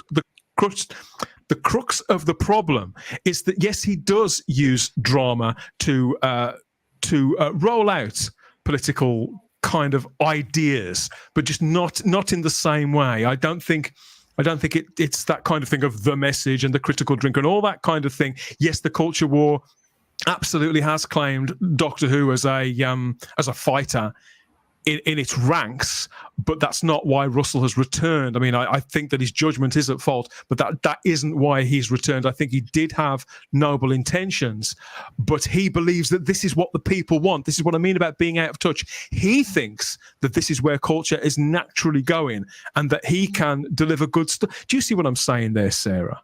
Yeah, well, it's also, it's all speculation at the end of the day, isn't it? Well, I don't know him. What you're saying. None of us know him. None of us know him. Yeah. All we can do is listen to interviews, listen to his quotes, read interviews, and look at his past career. You know, this man, I know Rob is in Britain, but I know people overseas, particularly in the States, still don't seem to believe me or anybody when we say Russell T Davies in Britain is a huge star, a very, very, very powerful man in British television, certainly probably in the top 5, maybe even the top 3. And I know that doesn't hold true in the States, but it does in Britain. He's that influential, and his track record is that highly thought of, rightly or wrongly. I know, again, results may vary, but that is true. Yes, and everybody knows his name as a writer in Britain. You're quite right. He's very well known, and we can only guess at his reasons for coming back to Who. Yes, but we can say, as we're talking about, as what the time slot, how it affects viewing, how it affects people watching it, because we can talk about that because we haven't seen the episodes yet. And I think, if anything, this is proof so far, our stream and what I've seen in the chat. It's causing animosity before we've even watched a scene of Ncuti in his first series. It's causing a feeling of discontent, of anger, and we shouldn't be. And as a showrunner, you do not want your audience feeling that before they've watched the first episode of your first series with your new lead, and people do. It's human nature. If we're already annoyed, if we're already thinking, God, I have to do this to watch it, here's a barrier to entry, here's what I have to do now because they've decided, you might, because like I said, it's human nature, you might be more likely to watch that episode and find it not as good because you're already annoyed in the first place. And I just think this should have been, the lead-in should have been all about getting us excited, getting us like, yes, we want to watch it. Yes, let's get excited. Let's talk about it. In a good place. It's like when you go to any sort of corporate do or anything like that, Or if you go on an aeroplane, for example, before you set off on a flight, or before a lecture begins, if you're at university or something, Jack, what does the stewardess or the steward, or what does the lecturer at university or college say to you before the lesson begins, before they start delivering the things that they want you to take in? They say, is there enough windows open for you? Is it warm enough? Is it too cold? They make sure everybody is comfortable so that they're in the right frame of mind to receive that in which they're being delivered. And so I think you're absolutely right, Charlotte. I think television, I think entertainment is the same, to make people feel comfortable and that they're part of something. I think Doctor Who, particularly in Britain, it's always been a shared experience. I appreciate what Ian was saying earlier on. As time goes on, it's a taller order to capture more people like that. But I don't think it was impossible. I think Doctor Who stood a good chance of doing that. I want to just look at the license fee for a moment, because obviously the British TV license fee is somewhat of a bone of contention. Russell T Davies is still a very big, public and loud voice of endorsement for it. I haven't got a TV license. I believe the BBC should be defunded. I think we should defund the BBC to save the BBC. I think the only way forward for it is with a different funding model. The license fee is about to go up. From the 1st of April 2024, it's going to go up to £169.50, just as Rose Kirby has pointed out there in the live chat. Good to see you there, Rose. Do you think the BBC license fee of £170 is worth it to watch only 2 programmes, or should you just wait for the Blu-ray or the DVD? So, the license fee is going up. Sarah, you mentioned it earlier on. Mm-hmm. Have you got any strong thoughts about this? Because obviously, there's no way I'm going to take a TV license after this news. Not a snowball's chance in hell. So, because before, I believe in playing a straight game. If I'm watching something, I'll pay for it. It's fine. But with this news, absolutely not. There's no event status anymore. Therefore, there's no reason to try and watch it at the same time as everybody else, because it's impossible to do that. So, do you think that making this decision is bound to have a negative impact on this campaign to sustain the current funding model? I do, because it's automatically going to get people's backs up. Why should I bother? I'm paying for this to make these programs, and the rest of the world's seeing it before us. And there's not enough quality programs anyway. It's not justifiable. I mean, I took another one out last year just for the specials. I thought, I'll be honest about it. Play a straight game, and and then I cancelled it again. It takes a lot. You have to jump through a lot of hoops to cancel the TV license in Britain. They make it very, very difficult for you. But the fact is, with these screenings now, is that people overseas are going to they're going to get to see it first. But also, people in this country, of course, can get a VPN, and they can watch Disney Plus America.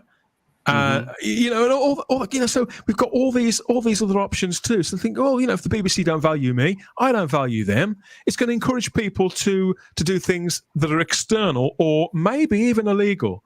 But a lot of people have come off the TV license, haven't they? And also, I live with my mum, so she gets a free pass on the TV license. So, do you know what I mean? So I don't really pay anything, but because she gets a free pass. But the TV license, it should be abolished. It's a shame, really, because I did like the BBC when I was growing up. It was part of my life, the BBC, and now it's just nothing. It's just horrible and biased right across the board. So.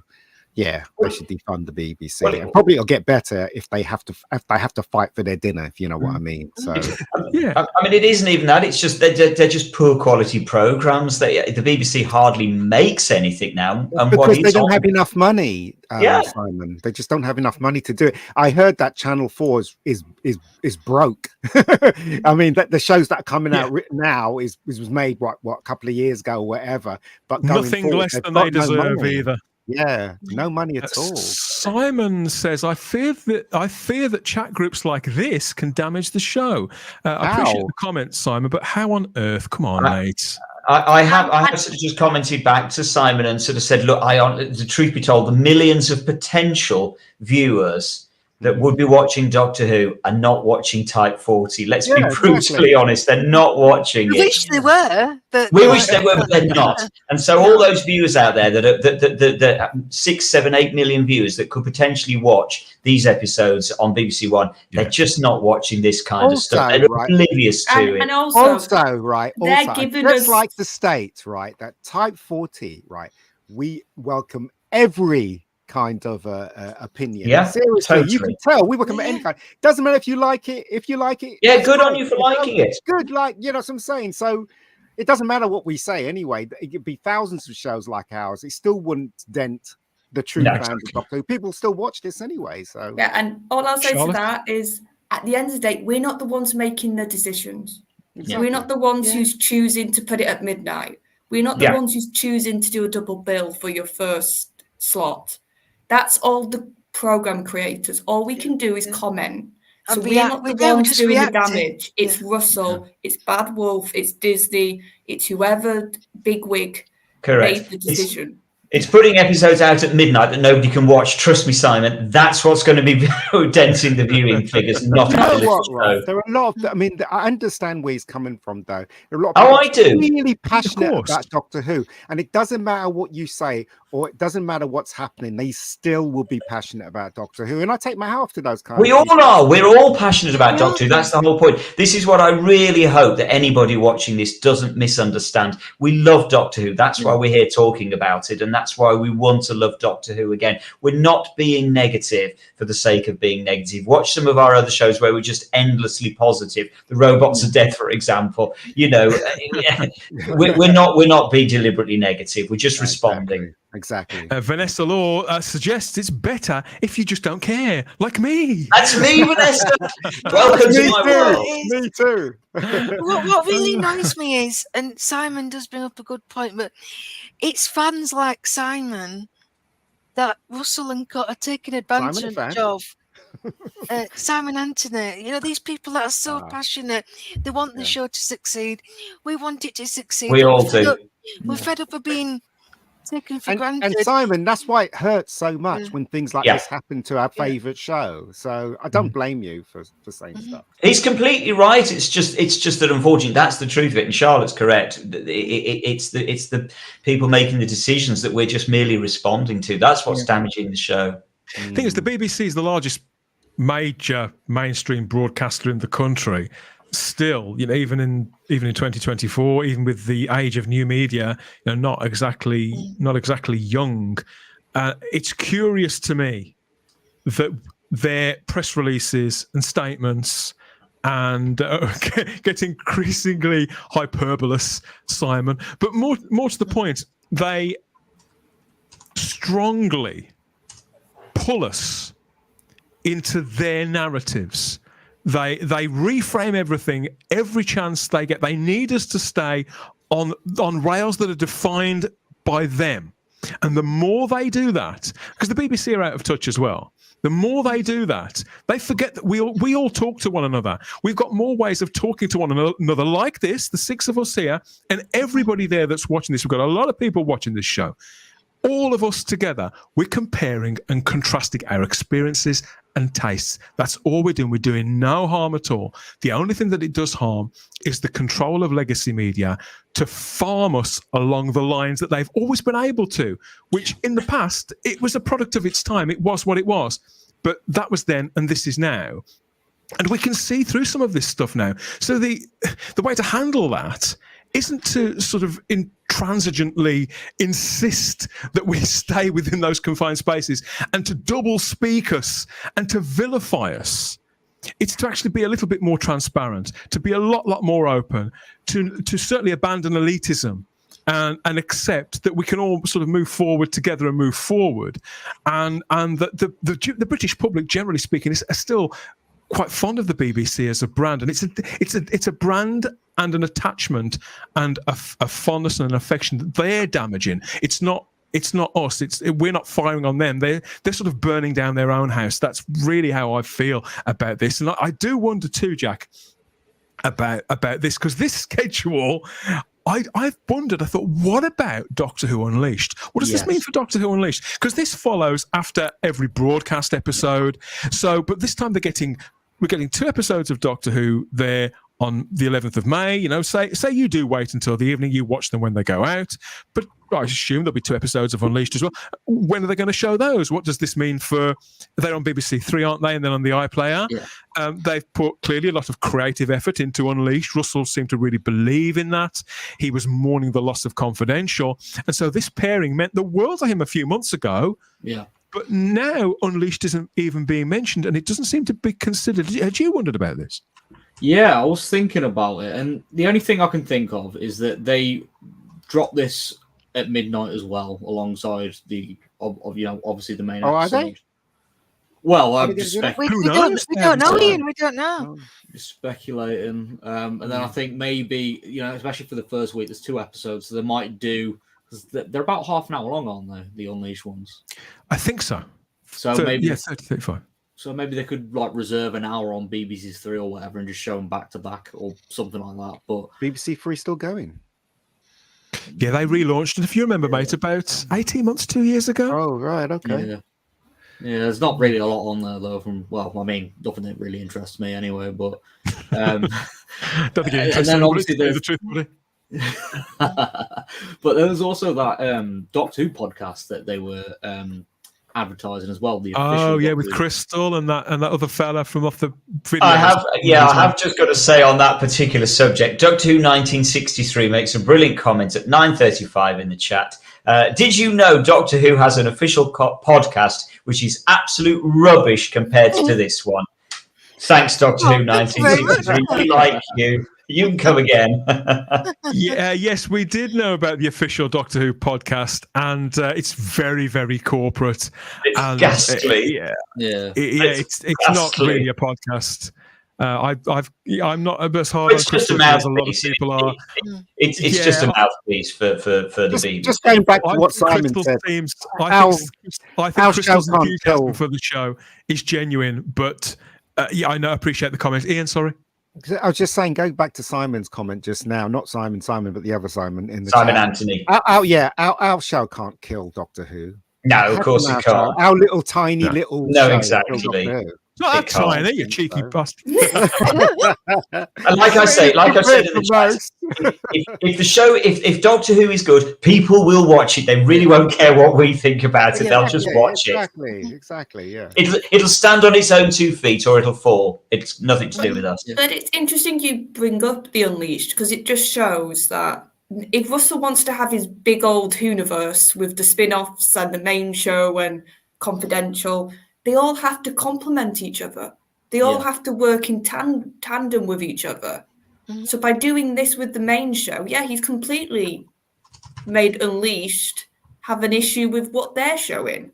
Yeah, and it feels like it's an afterthought now, doesn't it? Yeah, and that's just 2 shows. Imagine when he's got spin-offs and the main show and Unleashed. Maybe they're just doing Doctor Who Unleashed, and the other shows are not going to get that behind the scenes stuff. Who knows? This is my point. It's a lot of work to make your own sort of ecosystem work nicely, and this move shows. But we're all comparing it to yesteryear, right?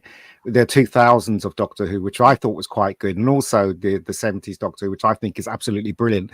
Today's a different playing field. As Dan has pointed out, they're doing things completely different. They're doing it for reasons that we don't understand. I'm not really surprised this is what's happening with Doctor Who, but you could either support it or not, and it's up to you guys what you want to do, Toxic in the live chat there with Beat the Meep. Oh, look, a little Beat the Meep chat.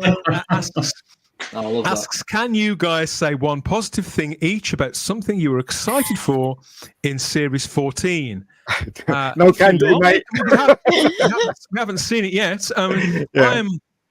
Can we say one positive thing each about something? I mean, we don't have to. We can say what we like, but I'd love to. I really would like to think of something positive to say.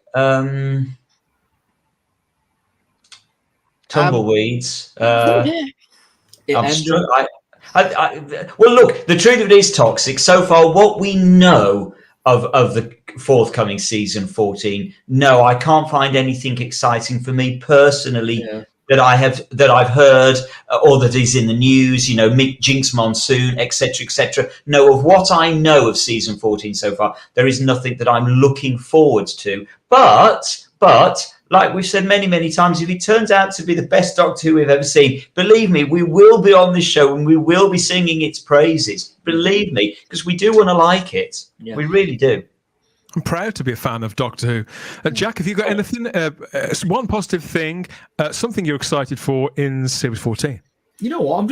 I mean, I know, yeah, I've said like all this negative stuff, and you know, and yeah, this schedule has really dampened my excitement. But deep down, I am still excited for new Doctor Who. You know, I did still enjoy overall the specials, whilst blimey, Russell's writing hasn't hit the same as it did originally, to the same quality and whatnot. But I am still looking forward to it. You know, it's just a shame that, you know, there's been some negative things I haven't liked, and the big thing with the schedule, and yeah, it has literally dampened that fire of excitement that I had previously. So which one of these, this is off the BBC's own social media, Jack, which one of these, which Doctor are you today? Which of these? Which one are you, mate? What, between 1 and 6? Give us a... You know what? It's a cross between 1 and 2. Shouting because I'm like, why is this happening with that show I love? You know, why are we getting, well, why are us UK people just getting absolutely shafted when it comes to scheduling? And then the second one, just after, you know, getting all the anger out, I'm just sat there, I'm just like, yeah, I've pinched myself. I'm not dreaming. It's not a night. Well, it is a nightmare, but I'm living through it. It's reality. I'm a 2. I'm a 2 as well. Sarah, have you got any positives? Anything you're looking forward to specifically about Series 14? I mean, this isn't a Series 14, a Season 1 preview show, but I think it's a reasonable question in light of the fact we've gone in hard on this. Yeah. No, not really. There's nothing that's particularly set me on fire. And you know how much I was delighted about Murray Gold was back. Not even his recent offerings. I think maybe perhaps the Giggle, there was some good music in that. There's nothing that's really set me alight. But there's so much that we don't know. So yeah, I can't completely be negative and say there won't be anything, because I don't know. But what I've seen so far, there's nothing that's setting my world on fire, really. Sorry. Which of these? Yeah, where are you? Where are you on the shooting scale? Well, with the recent news, I think I'm a 2, but I'm also, you know, it's Thursday night, it's near the end of the week. I think I'm a bit of 4 as well. Ian, how about you, mate? Have you got anything you're looking forward to concerning the upcoming first season of all new Doctor Who? You already know the answer. You know the answer to that. You're not even number 1, are you, Ian? You're not even number 1. I'm not any of those. I'm You're off the scale. I'm off the scale.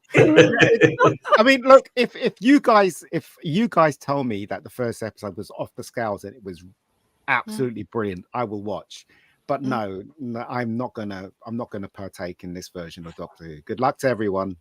And I wish you all the best. Good luck. But, it's not going too well, Toxic, at the moment. But have you got which one of these 6 do you think denotes where you are currently, Ian? What would you say? None of them. I don't know. Zero. It's a 0. It's a 0. I want to know what Toxic's looking forward to. Come on, Toxic. What are you looking forward to? I'm sorry about Toxic, people, but I don't mean to upset people. I have to be honest in what I think, and this is what I think. So I'm sorry if it. I don't mean to upset people, you know. That's just me, I guess. I don't know. No, it's a fair answer. Yeah. How about you, Charlotte? Where are you with this? You know, we have gone. I mean, we've gone hard on this because, just as Jack said, you know, we've been done over here. This was kind of a nasty surprise. Some of our worst fears. It's understandable we feel as we do. Is it hard to see through now to the season itself, and have you got anything that you are looking forward to? Is there anything you're clinging on to? I think I quite liked what I saw so far. It's obviously nowhere near enough of Shooty yet in Church of Ruby Road and the Giggle, so I'm looking forward to seeing how his Doctor unfolds, honestly. And I always love that about a new actor in the role, to see what they do, what's the sort of development with their Doctor, what's he going to give us. I love that. So that's something I am looking forward to with Shooty. Yeah. And I would say about the news, I would say probably 3, because sort of as I've been hinted at, we've been annoyed with other stuff. So it feels like this is just another kick in the teeth. We've had a few before this, honestly. So it's not like Russell's suddenly done something that's annoyed us. So it's I'd say it's 3, because it's just like, okay, here we go again. Let's see what happens. Oh, people are saying 2s and 1s in the live chat. Lots of those kind of comments. What about you, Dan? What would you be? I'm a number 2. I'm 2. Well, we know Don't that, say love. that. Number 2. Yes, I'm definitely number 2 there. Toxic says, I'm excited for new Doctor Who. Well, this is all new Doctor Who, Toxic, but I'm really pleased you're excited for it. And yeah, tell us some more by all means. Rob says, I just poured a strong coffee, was on the brandy earlier on. Sorry if I was a bit out of sorts earlier. No, it's a perfectly fair comment, Rob. That's why but I did feel it was worth addressing. So, we're all friends here, mate. Please don't feel that you've overstepped any mark there, because I thought it was a reasonable comment. Otherwise, I wouldn't have addressed it. Toxic is also excited for Stephen Moffat's episode. Love him or hate him, he's made some great episodes. Oh, sorry. Sorry, I'm making myself to be a liar now, because I did say last week that Moffat news was the most excited I'd been. So I do apologise, Toxic. Yes. Oh, and we have to congratulate Dan, because his sources said Moffat was coming back. Yes, so that's another one that we can say Dan. got. I sort of wish I'd have ran with the story when they first told it to me, which was quite a while ago now, because it was only a week before in the end. You think, oh well, anybody could have guessed it. But we don't try not to be sensational on this show. I mean, sometimes we may push it a little bit for giggles. Never shits, always giggles. Always giggles. Yes, so this is, they tell us, your cosmic joyride awaits. May the 10th, Disney Plus say May the 11th for us in Britain, because they've gone and stolen. I really do not like that tagline. I'm sorry, I'm going to have to say it because I'm on my mind. It sounds like a condom tagline. Yeah, it does. Yeah. Well, the plus doesn't help, does it, Sarah? Now you said that. No. I'm sorry for lowering the tone. It is the joyride, and it's the way they're both standing outside the TARDIS, looking very, very furtive. They look like prostitutes standing on the corner. I'm sorry, but they just do. Sorry, that's what we said. It just needs the red light above the TARDIS. That's all it needs, Dan. That's all it needs. Oh my God! No, you definitely can't unsee it. I'm sorry. I'll get my coat. What's the cross on the top of the TARDIS then? It's the plus from Disney Plus. Come on, Ian. Oh wait, why is it there? Because it's Disney. I know, but the Disney logos at the bottom. But why? Yeah, but it's Disney. Yeah, but that's the whole point. That's what we've been saying for the past 2 hours. Disney are running the show. It's obvious. It also fits in with the previous branding again on previous posters where the TARDIS is seen sort of shuffling through the sky, and the Disney Plus logo, the arch of it sort of follows and then lands. So I think it's meant to carry on from that. But it does look a little odd. It's weird, doesn't it? Yeah. A little silly. Yes, we've gone in deep on this, and I think we've covered most bases. Obviously, results may vary. Any opinion is welcome here at Type 40 Live, there in the live chat or on the panel. We are all ears as always. But I think it's definitely time for a break. Another couple, I know, look at it. Another couple of minutes worth of magic moments and memories and bits of old tat, all being flogged by our legends, the casts of Doctor Who, past from the classic series and the new series, all in the Type 40 Live ad break. Obviously, if you can't stand to miss the ads, you're going to have to hold it in for another couple of minutes. But whatever the weather, we'll be back right after this.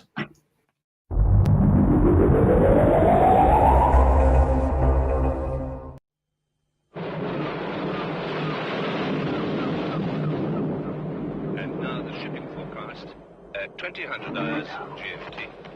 Fourth Tyne Dogger, easterly 506, increasing locally 7, becoming variable. White Humber Thames, southeast veering west, 5, occasionally 6, slight drizzle, 7 miles. Visibility improved. Give a little more with the Phillips gift.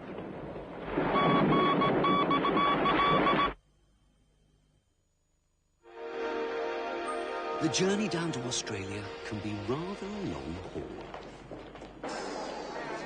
Can we see her? Not yet. Mind you, she's out there doing it. So we've introduced the Singapore stopover. You get to break your trip and relax in a first-class hotel. I suppose you got the day right. Of course I did. I'm not stupid. You get to do a bit of shopping, maybe take in a few of the sights.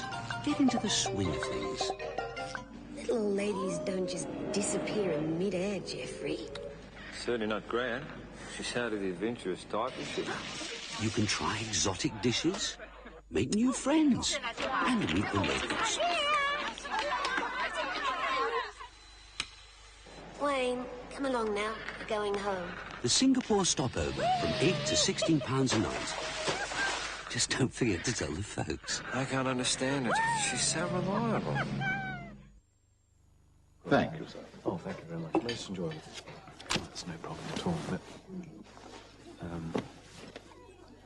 I've lost my wallet. Morning Fresh. That'll do nicely. The super concentrated formula of Morning Fresh simply cuts through grease. It freshens your kitchen and lasts a long, long time. What's all this? Service charge. Super concentrated Morning Fresh. Don't wash up without it.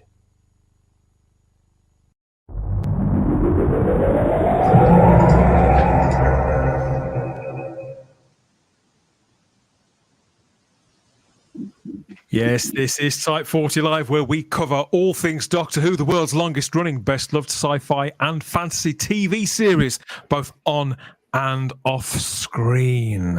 Yes, they're interfering again, everybody, but the force is strong here on the panel and the live chat across YouTube, Rumble and Facebook. I'm here back with the panel. We've got Charlotte Shields, we've got Ian David Diaz, the mega geek, Simon Horton. Lenny's gone to bed, sadly, but he was here too. Wow. We've got Jack in his nerd den and starry-eyed girl Sarah Graham there too. All floral and fabulous as always. You there in the live chat adding your contributions too. Thank you for everything so far. Hashtag Type 40 Live. We're having a blast. I think you are too. Give us some more good stuff, more comments as it all sinks in. I think we've vented our spleens quite enough.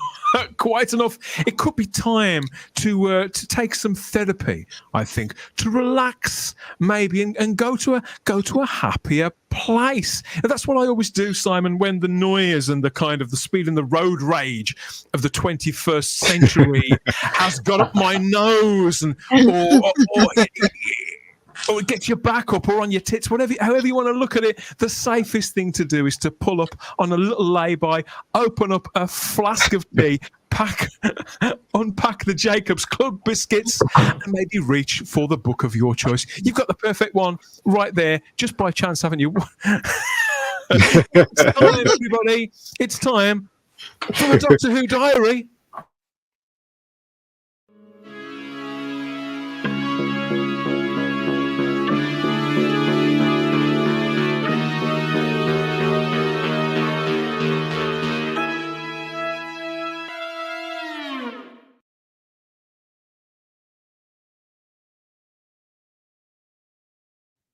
Yes. That should be Simon's eyes on that book. Oh, yes. That's what we're going to have to do next time. You've said something now, haven't you, Ian? Get you in there. Yeah, get you in there. Maybe even with the bow tie. You've started something now. No, it's quite all right. Yeah. Look at that photo. Isn't that lovely? It's not a million miles off. Look, here's our 500-year diary, folks. It's not a million miles off. Courtesy of Ian David Diaz. Thank you very much. Christmas present from Ian David Diaz. This wasn't. Yeah, fabulous stuff. Sorry to stop you before we even start as well, Simon, because we're going to lose a couple of panelists. Goodbye. For now, but thank you for your company, everybody. Do you feel like some of it's been exercised now, Jack? Do you feel a little bit for sharing? Yeah, to be honest, and it's nice to see not only just with the panel, but the chat as well. Even people, various opinions and stuff, and that's something I want to say as well. Like, as we head towards the new era, and with platforms like X, where you will get crucified if you go against the popular opinion and stuff. Just always remember, at the end of the day, it's a TV show. Hats off to you if you enjoy it. Hats off to you if you hate it. Whatever. But always remember, your opinion is valid at the end of the day, and that's the beauty of Type 40. You can talk about it. We can debate it, and that's where this where the fun happens. Yeah. Well said, sir. Hear, hear. Yeah. Now get off. Jack,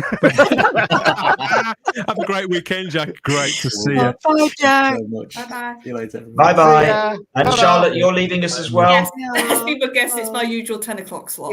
Bye-bye. That's a bit suspicious. You two leaving at the same time. What's going on there? That's what it is. They've got no chance, have they, in keeping you up to the iPlayer for midnight, Charlotte. But we've been lucky to have you for as long as we have. Thank you for your company and your input as always. We'll see you next time. See you guys next week. Bye-bye. Bye. And then there were where were we? Yes, back at the diary. Matthew Pounder has very kindly said, I don't look 500. Thank you, Matthew. That's very kind of you. And who else was? Jack Thursby says, I just need to put a trouser wig on. Thank you very much, Jack. Yeah, I'm kind of almost getting into Trouton stage. I need my hair cutting, truth be told. Anyway, welcome to the diary. Yes, here we are. We're powering up the old time rotor again and spinning back through the decades to see what was happening in the world of Doctor Who in years gone by. We could be stopping off at any number of 18 new episodes that were screened this week in years gone by. The Web Planet episode 6 was screening in 65, so we were just saying goodbye to the Zarbi and the Monoptera forever. They were never coming back to the show. We were saying hello to Time Flight and the Twin Dilemma back in 1982 and 1984 respectively, and absolutely, and we were headlong in the middle of Genesis of the Daleks and the Talons of Wen Chiang, those two absolute pillars of Doctor Who classic television. So we could be stopping in any of those, but we're not. We're stopping today. In fact, the time rotor is slowing down to 1981. Because back in 1981, what is this, 43 years ago, 6.1 million people were tuning in to say goodbye to Tom Baker. Oh, that face on the right-hand side there. He looks so funereal there, but it's you could read so much into that face, couldn't you? Yeah. So yeah, Logopolis episode 4 was screening today, this very day, back in 1981, 21st of March, back in 1981. And as I say, we said goodbye to Tom Baker and kind of hello to Anthony Ainley, because this was his first full story as the Master. He did, of course, appeared in the tail end of the Keeper of Traken, but this was his first full story as the Master. And boy, I still absolutely adore Logopolis. My only regret really with it is that by the end of the season, the budget was running thin, and it needed a bigger budget to send Tom Baker off into the great unknown. But I still adore Logopolis. Thin? Yes, thin. It is a shame. It is a shame because the sets are not great, particularly on Logopolis. Some of the effects are not great, but it's just got the most. It's got the most wonderful atmosphere of any Doctor Who story ever, I think. Written, of course, by Christopher H. Bidmead, who was also making his first writing debut on the show. Directed by Peter Grimwade. Of course, it's interesting you got Nyssa up there because famously John Nathan Turner really wanted to get Sarah Jane Smith or Leela back at this point in the show's run, because he was nervous about what was going to happen when Tom left and would the show survive. And so he felt he needed some familiar faces there to smooth it over. So he tried to get Sarah and Leela back, and both the actresses said thank you very much, but no. Although Louise Jameson has kind of gone on record since as saying that was probably a mistake on her part. She probably should have took it. But anyway, time was thus. What could have been? What could have been, but we wouldn't have had Tegan or Nyssa or maybe even Adric. It would have all been complete change in the TARDIS because it was a change of the guard, wasn't it? It's very much so. It's also the first time we ever hear the cloister bell is in Legopolis. Yeah. It's heard far too frequently today, in my estimation. The whole point of it in Legopolis was it really was the bell of doom in every sense. It was the bell of doom, and now it rings if they ring the cloister bell if they burn the toast. It's yeah. There's still coffee on the console. It's just a bit much. One of the things, it's such a doomy story for anybody that hasn't seen Legopolis yet. It's such a doomy story. It's got the largest body count of any story of all time because they wipe out half the universe in an entropy field, and everybody sort of says, "Oh dear, oh, that's a bit bad." That is, as half the universe has gone. Which makes the Master the biggest mass killer of all time. Anthony's first role, he gets to kill the Doctor. I mean, that's amazing. Kills the Doctor and wipe out half the universe. I mean, it's not bad going. Follow that. Yeah, follow that. It's also because the last time Barry Letts ever works on the show, because he was still executive producer at this point, but this is the last time he works on the show. He obviously writes a couple of novels and does a couple of audios, but it's the last time he works on a TV show. And it's also interesting, as you can see from the photo that's up there, we've got the Radio Times listing there, and Tom Baker is listed as Doctor Who. It's the last time the Doctor will ever be credited as Doctor Who officially on screen, because from this point onwards, he's known as the Doctor. In the credits, all of the credits and the Radio Times listings, he's always called the Doctor. Simon, when I started getting access to vintage episodes, when they started to appear on VHS back then, and I saw those episodes stretching up to this point with the Doctor listed as Doctor on the end credits. I couldn't believe my eyes. This was an argument I'd had in the playground at that point for years and years and years. And here was the evidence showing me that I was wrong after all. So there you go. It was so strange for me. And then, of course, they brought it back, didn't they, with Christopher Eccleston? They built him as Doctor Who as well. It came back with Paul McGann. That was the first time I think that Paul McGann is credited as Doctor Who again. And then is Eccleston credited as Doctor Who then? He is, yes. Yeah. Tom Very was looking a bit ropey, wasn't he? Sorry, Tom. I'm just saying, Tom looked in this episode. He was looking a bit tired. He's ill. I mean, the truth of it is, he is still ill throughout the whole of shooting season 18. He wasn't a well man. He'd suffered from a bad virus back before they started filming. He'd been doing a lot of publicity in Australia, and he just got very run down, and he got a virus, and he wasn't well throughout the whole of season 18. And by the time you get to Legopolis, I mean, Tom himself admits he was very, very angry throughout the shooting of this, and he was very, very difficult on set.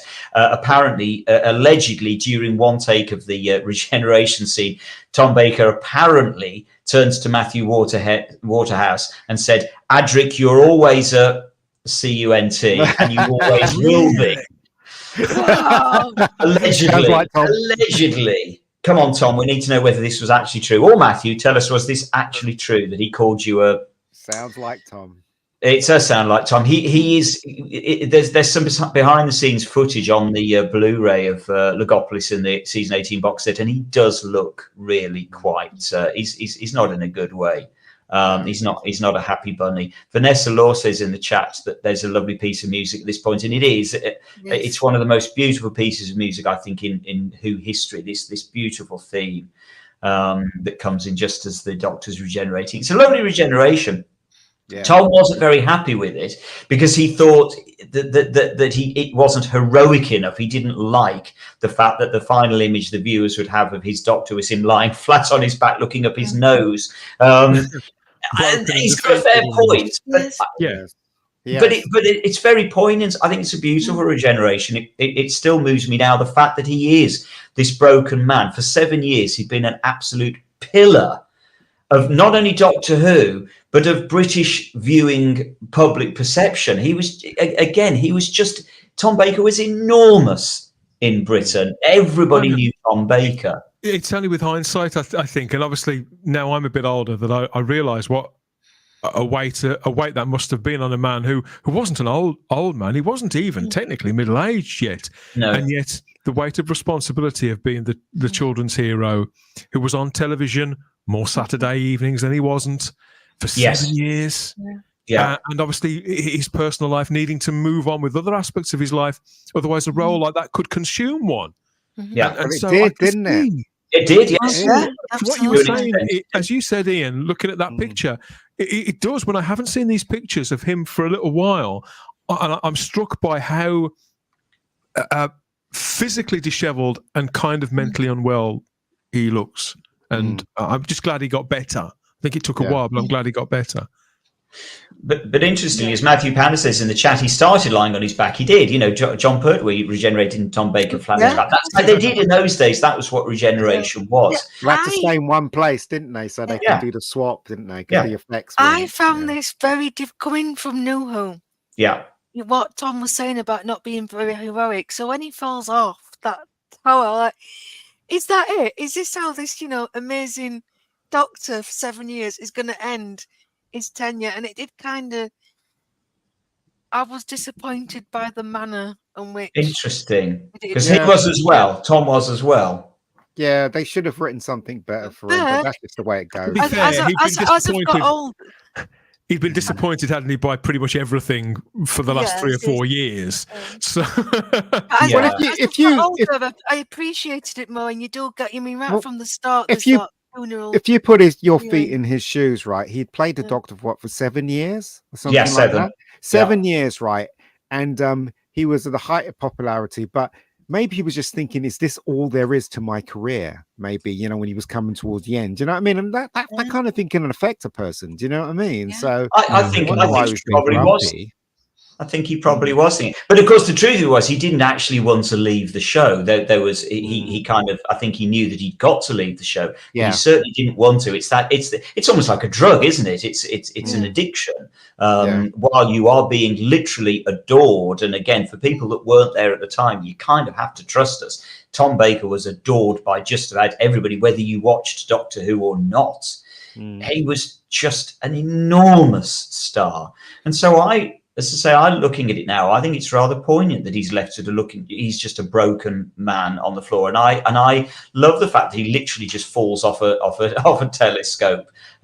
Yes, so do I. For me, it's very heroic. But maybe heroic isn't the right word, but it's tragic. I suppose, Simon, he'd inhabited the character for all those years. I suppose it's understandable he may know the character maybe better than others, or have an idea about how he would have wanted it to end. Yes. As children, because I mean, the idea that it wasn't heroic, it seems ludicrous to me. Yeah. I view it as incredibly heroic and tragic and noble in the way that he faces, throughout the entire story, come to think of it, but particularly part 4, because this is a rare story, I think, which has a kind of modern sensibility in that the Doctor's very aware of where this is going to go pretty much from the beginning. In fact, he may have had some inclination back on Traken, and he kind of walks to this confrontation with the Master, into this entire situation, very aware of what's expected of him. And I don't know. I just think it's very based. So Dan, do you think that the Doctors, if this was real, obviously the Doctors instinctively know when their end is coming? Well, the 4th Doctor did. Yeah. 100%, because Dan's right. That's the whole point. When he sees the Watcher, and there's that beautiful scene on the bridge, which still gives me goosebumps to this day. When you don't even hear what they're saying, you can just see them talking, and basically the Watcher is telling Tom, "You're about to die. You're going." So yes, Dan's right. Throughout the whole, pretty much the whole of Legopolis, Tom knows his time is up. The 4th Doctor knows his time is up. Not all Doctor Who stories. Not all Doctor Who stories age well, but more to the point, I think not all Doctor Who stories reward repeated viewing in the way that this does as you get older. I think you see different things in it. I definitely agree with that. Yeah, on repeated viewing, I have grown to really love this now. It wasn't my favourite. I get that. I can see why it wouldn't be. And also, right, I always watch the one where they clean up the effects on this one. Always, I never go back to the original because it kind of, for me, it makes it better when they clean up all the effects and stuff like that. So, well, they do it the best they can. Obviously, it's not completely. It's lovely when they do that, Ian. I mean, for these stories that were part of my childhood, I was very, very young, but I was very aware of this as a cultural moment. As you said, Simon, this actor leaving that role was absolutely massive. Not just to British culture. Even if you didn't watch the show, you're aware that it was happening. It was a huge event, and to know that it's been scrubbed up and poured all that love, all that tender loving care on the Blu-ray, Simon. I don't know. I just think it's lovely. We're very, very. Do you know what makes me laugh, Dan? Is when Tom Baker. When the Watcher went into Tom Baker, and then he changed into Peter Davies. Peter Davies just sat up like that. Do you know what I mean? After the whole trauma of poor old Tom dying, he just literally shut up and went, "Okay, well, what's next then?" Do you know what I mean? That made me you've spoilt it more for me now, Ian. I've never noticed that. I've never worried about that. I shall worry about that now. You've ruined it for me.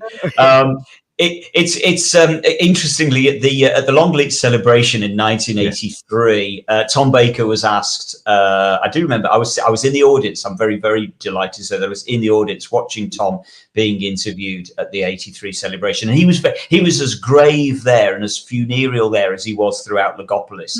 He wasn't over it at that point, and somebody did actually ask him why he left the series, and he replied as only Tom could. He replied that he was pushed by Anthony Ainley. Which in typical deadpan fashion, which is lovely. And I love the fact that actually the Fourth Doctor it is heroic because he saves the universe by literally falling from that telescope. It saves the universe. That's pretty heroic. It doesn't get much better than that, I don't think. But poor old Tom. He looks so funereal there. Apparently, when he finished filming his very final scene in studio, apparently he just slipped away without a word. He just left. That's what I heard as well. They had a party. They had a party for him. He wasn't there. He just literally slipped into the night as only Tom. The thing is, he was having as far as I know, with people that knew him, he was having a hard time. Trying to come to the conclusion that he will not be playing Doctor Who anymore. Yeah, and that was the thing. And he knew that throughout the whole of that season. Yes. So it did play on him quite a lot. His new marriage was breaking down. Yeah, as exactly well. That too. But also a lot that was bearing on him. In those days, actors, once they known for a part, they couldn't separate themselves from that part in those days. So Tom fully knew that was going to happen. So there you go. Bless him. Yeah, as I say, all those years ago, and 43 years ago. Am I right in thinking that the flashbacks were a big deal because this was the first time that you'd seen that footage? Huge, that must have been incredible to have seen. They'd never had a flashback sequence before. Never. Well, I'm going to say something. Peter Davison, they did, didn't they? Die!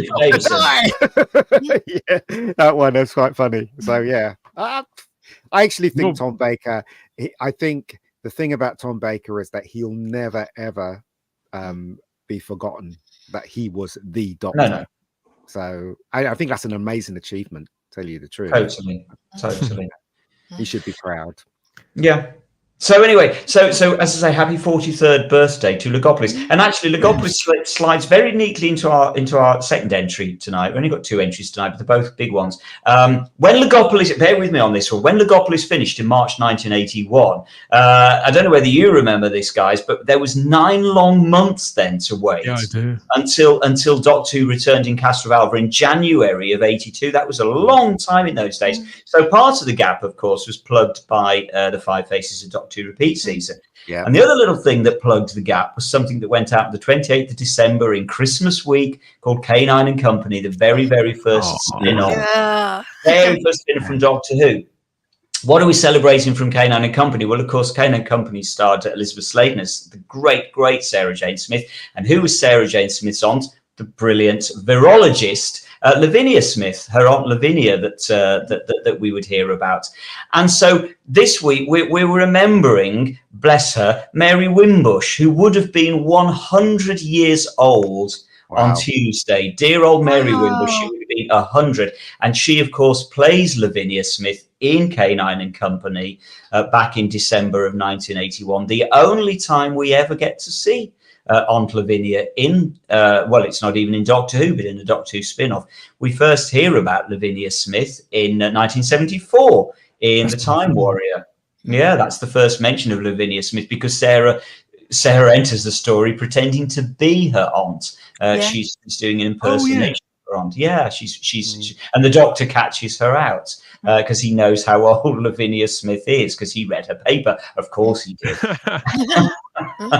And so we don't get to see Mary Wimbush until 6 years later, 7 years later, in fact, in 1981 in K9 and Company. So Mary, and she's only in one scene right at the very end of K9 and Company, but I love her being in that. Oh no, she's in the beginning, isn't she? She's just she's sort of at the very top of it. She tops and tails it, doesn't she?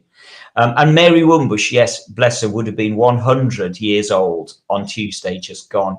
I'll tell you a little bit about how we lost her in a moment, because it's a very sad story, to be honest. So get your tissues ready. Oh no.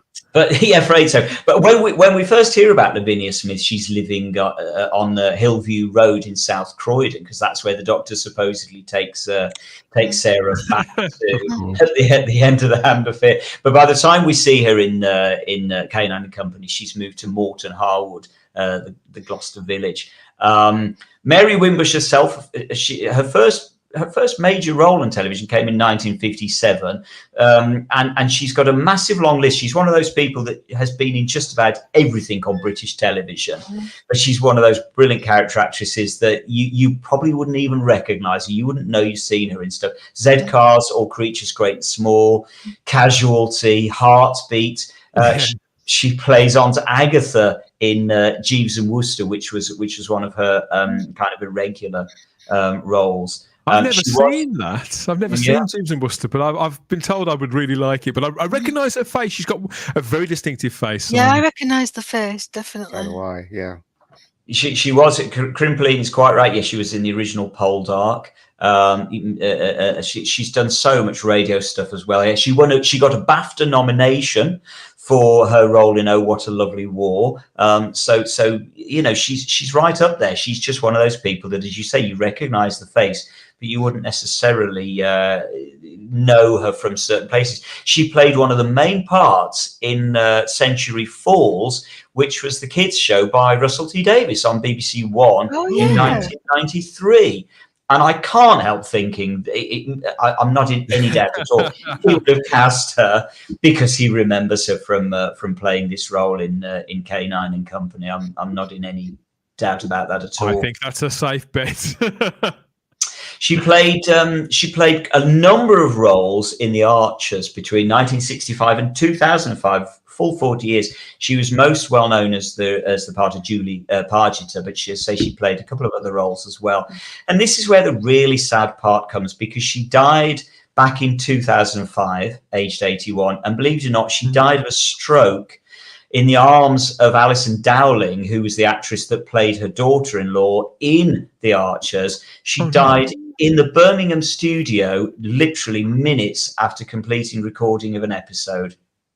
Oh, that's died of a stroke. That is awful. Just after they finished recording an episode of The Archers. So she died, bless her, just down the road from us, down at the BBC studios in Pebble Mill. It would have been 2005. Would have been at the mailbox by then in the centre of Birmingham. That is terribly sad. But then she's in her younger days there on the right, collecting, I think those are leaks that she's got. It's rhubarb. It's got to be rhubarb. Surely that's rhubarb. Oh, yes, you're absolutely right. It is rhubarb.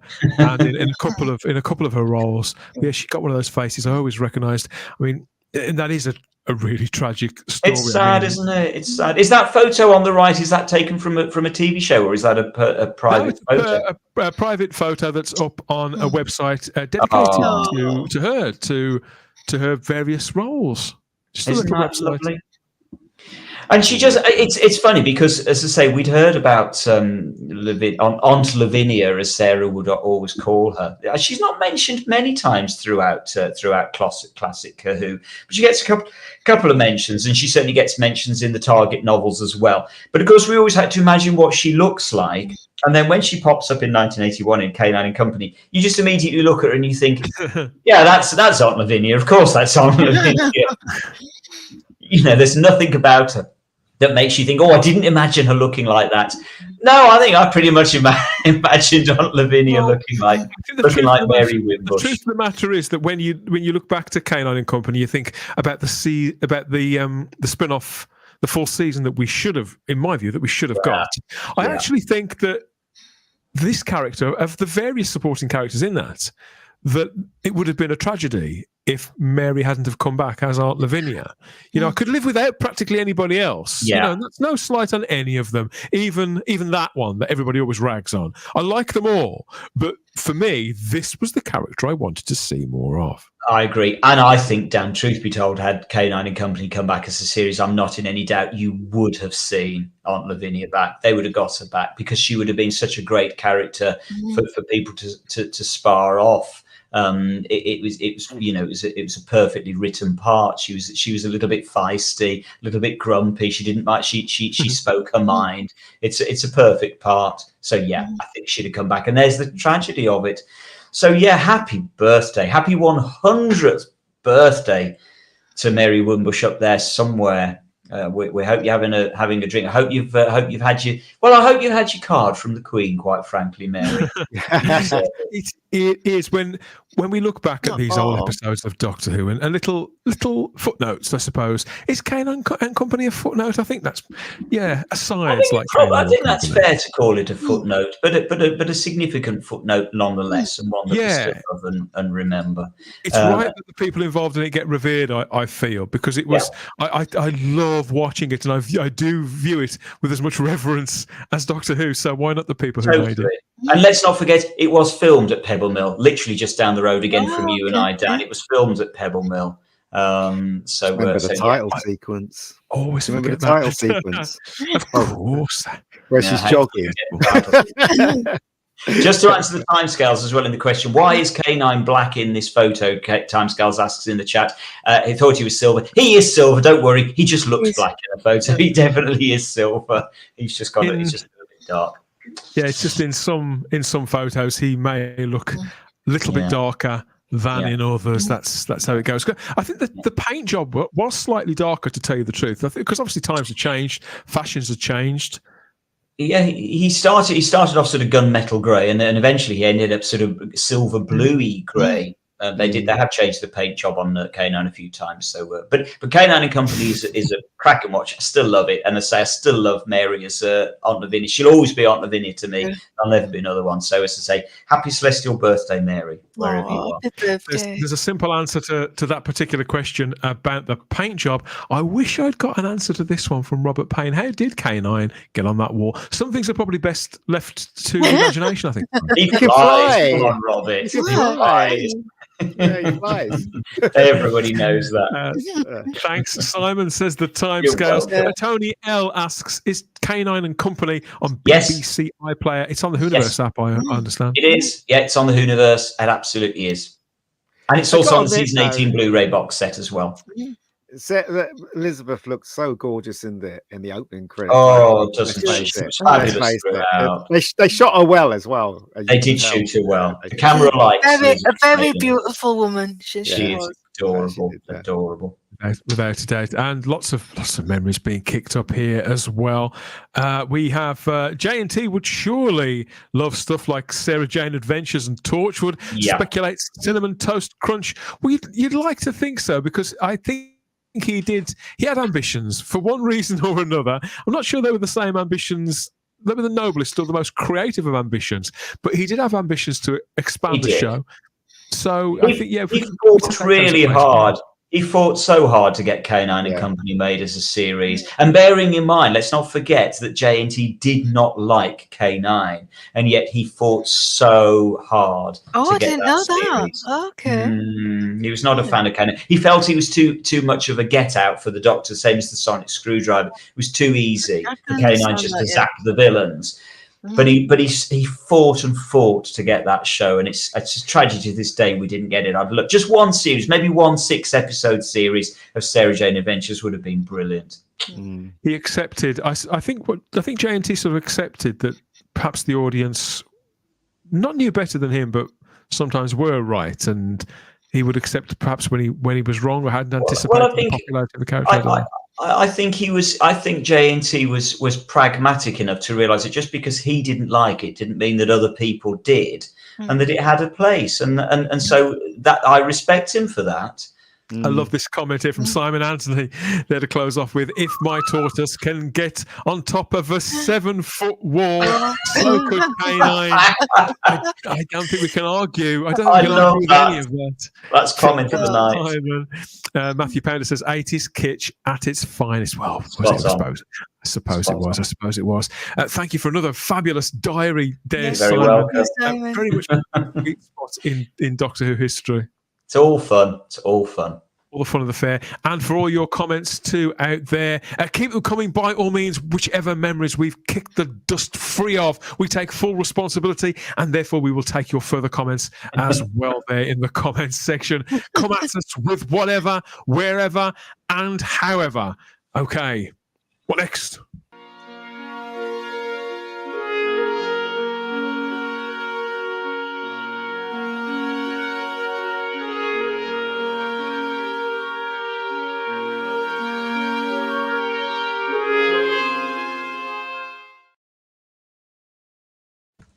One more thing, of course. Yeah, as ever, we're rounding everything off with a bit of art therapy after we vented our spleens here. It's one last look at the view screen, everybody. Our regular eye up your temporal schism, up the time vortex in search of the prettiest pictures out there across the Whoniverse, everybody, across the Whoniverse. So what have we got this time from digital art or traditional artists or crafters or cosplayers, whatever? If it's creative, it's fair game to get it up on the view screen and parade it before your very eyes like a troupe of Eurovision entrants there on premiere night on May the 11th. It is, isn't it? Blimey, I'm forgetting already. Not doing a great job, Russell, even though it's in massive green letters. So what have we got first? Yeah, I should remind you, if you are a fan artist, please get in touch with us. We'd love to see your website or your Instagram account or your DeviantArt page, wherever you put your work. Please get in touch with us with all of that. Who first? How about a regular? I think this is a fabulous one. I've only seen this for the very first time this week. It's from the new series. Generally, a lot of the work that we have up from this gentleman, it's connected with the classic show. But this is some new series artwork from Daryl Joyce, and he's captured... Come on, Daryl. Clara Oswald here with the TARDIS in Flatline. I think a charming episode and a moment here beautifully realised, I feel, by Daryl. Oh, that's gorgeous, Daryl. That is absolutely fantastic. It's nice. It's lovely. Very nice. As always, just the TARDIS just strikes me as just such a beautiful, romantic, solid blue object. There's just something incredibly romantic about that police box, and when it's sort of front and centre on a piece of artwork like that, it really shows it up, doesn't it? I just love Clara's expression as well. Yeah, me too. I've got to admit, I do like this TARDIS better than the ones in the 70s. I always thought the ones in the 70s looked so beat up, but then when Matt obviously got regenerated the TARDIS, I thought, yeah, it's so much better. But that's just me, obviously. I think it's a fair point, Ian. I mean, the truth ones in the 60s, 70s, and 80s, it looked quite a ramshackle TARDIS. It looked very flimsy, whereas in modern Who, it's always looked extremely solid and hefty and robust, hasn't it? That's the difference. Yeah. Daryl Joyce is in the live chat. When you said new series, I thought, not me then. Yeah, it's you, mate. You forgot you did this one, didn't you? He's done so much he forgets, but I hope you're taking in all the comments here, Daryl. That brilliant illustration. Comments like that. Very nice from Vanessa Law. Lovely job from Gary Akers. Just plain nice from Richard Brooks. I think the thing I like particularly about the moment that you've chosen here, Daryl, is that there's something of the Lewis Carroll about it, and the character of Clara I think she was deliberately meant to be like a character from a children's story. And in this moment, I think you capture that curiosity absolutely beautifully. It could be Alice looking at a bottle with some sort of potion that's going to make her small, or something like that. I just think it captures that nicely. And obviously Jenna Coleman, absolutely stunning. I haven't seen many pictures of her where she didn't look gorgeous, and that's very much come through in this artwork and this moment. And Daryl is well worth following on social media, because he posted something, was it last week or the week before, of a work in progress, something that he was working at the time on his pad, and it's just fantastic to see the work coming to fruition there. So just love Daryl's stuff, love it. Oh, Retro Doc says you really captured Jenna's beauty there. Lovely, lovely. Tony Farrell, Big T in the house, says, wash your mouth out immediately. What's he now? What have I said? What did you say? I don't know. I think it was the TARDIS comment. The TARDIS, probably. Yeah. That TARDIS does look really of course, Tony's not going to be happy with that. Okay. Tony, our TARDIS aficionado, is going to be nose out of joint with that, I think. Yeah, you're right, Matthew. Matthew, it really could be a book cover. But I can really see that. Heretic is in the live chat and says, my eldest doctor is named Clara after that character, the other being Melody from another character. I had wondered about that when you mentioned it before. It is really, really lovely. Interesting. Yeah. Heretic, if I'd have had a daughter, she would have been called Rose. Unfortunately, I had boys. Couldn't you call him Rose? No. These days, anything goes these days. But no. You could get away with it now. It absolutely does. I'll tell you what you could get away with in 1988. Believe it or not, you could get away with a 9-foot Doctor Who monster with a giant blue head, Ian. A big sort of yellow backside. Where are you going with this? Rotating eyes. I say you could get away with it. You could, but you couldn't, but you could. Because I've always loved the Happiness Patrol. I think Andy Lambert does too, because he's been moved to create this fabulous piece of artwork celebrating the one, the only Candyman. Check it out. My life. That's incredible. I think that is the best it's ever looked. So well done, Andy Lambert.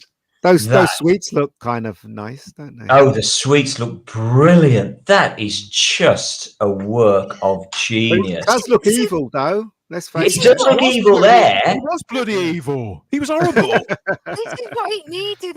Again, I think Happiness Patrol suffered from there was too much light.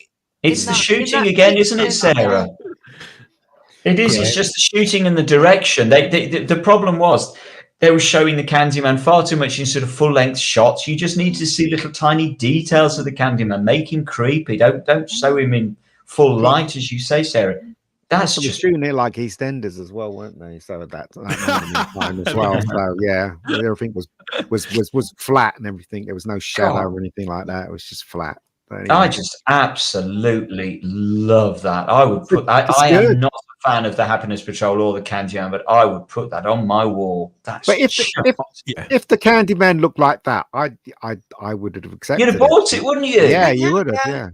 I think it's the fact that he's actually in a place where it looks like he could do what he was supposed to be doing.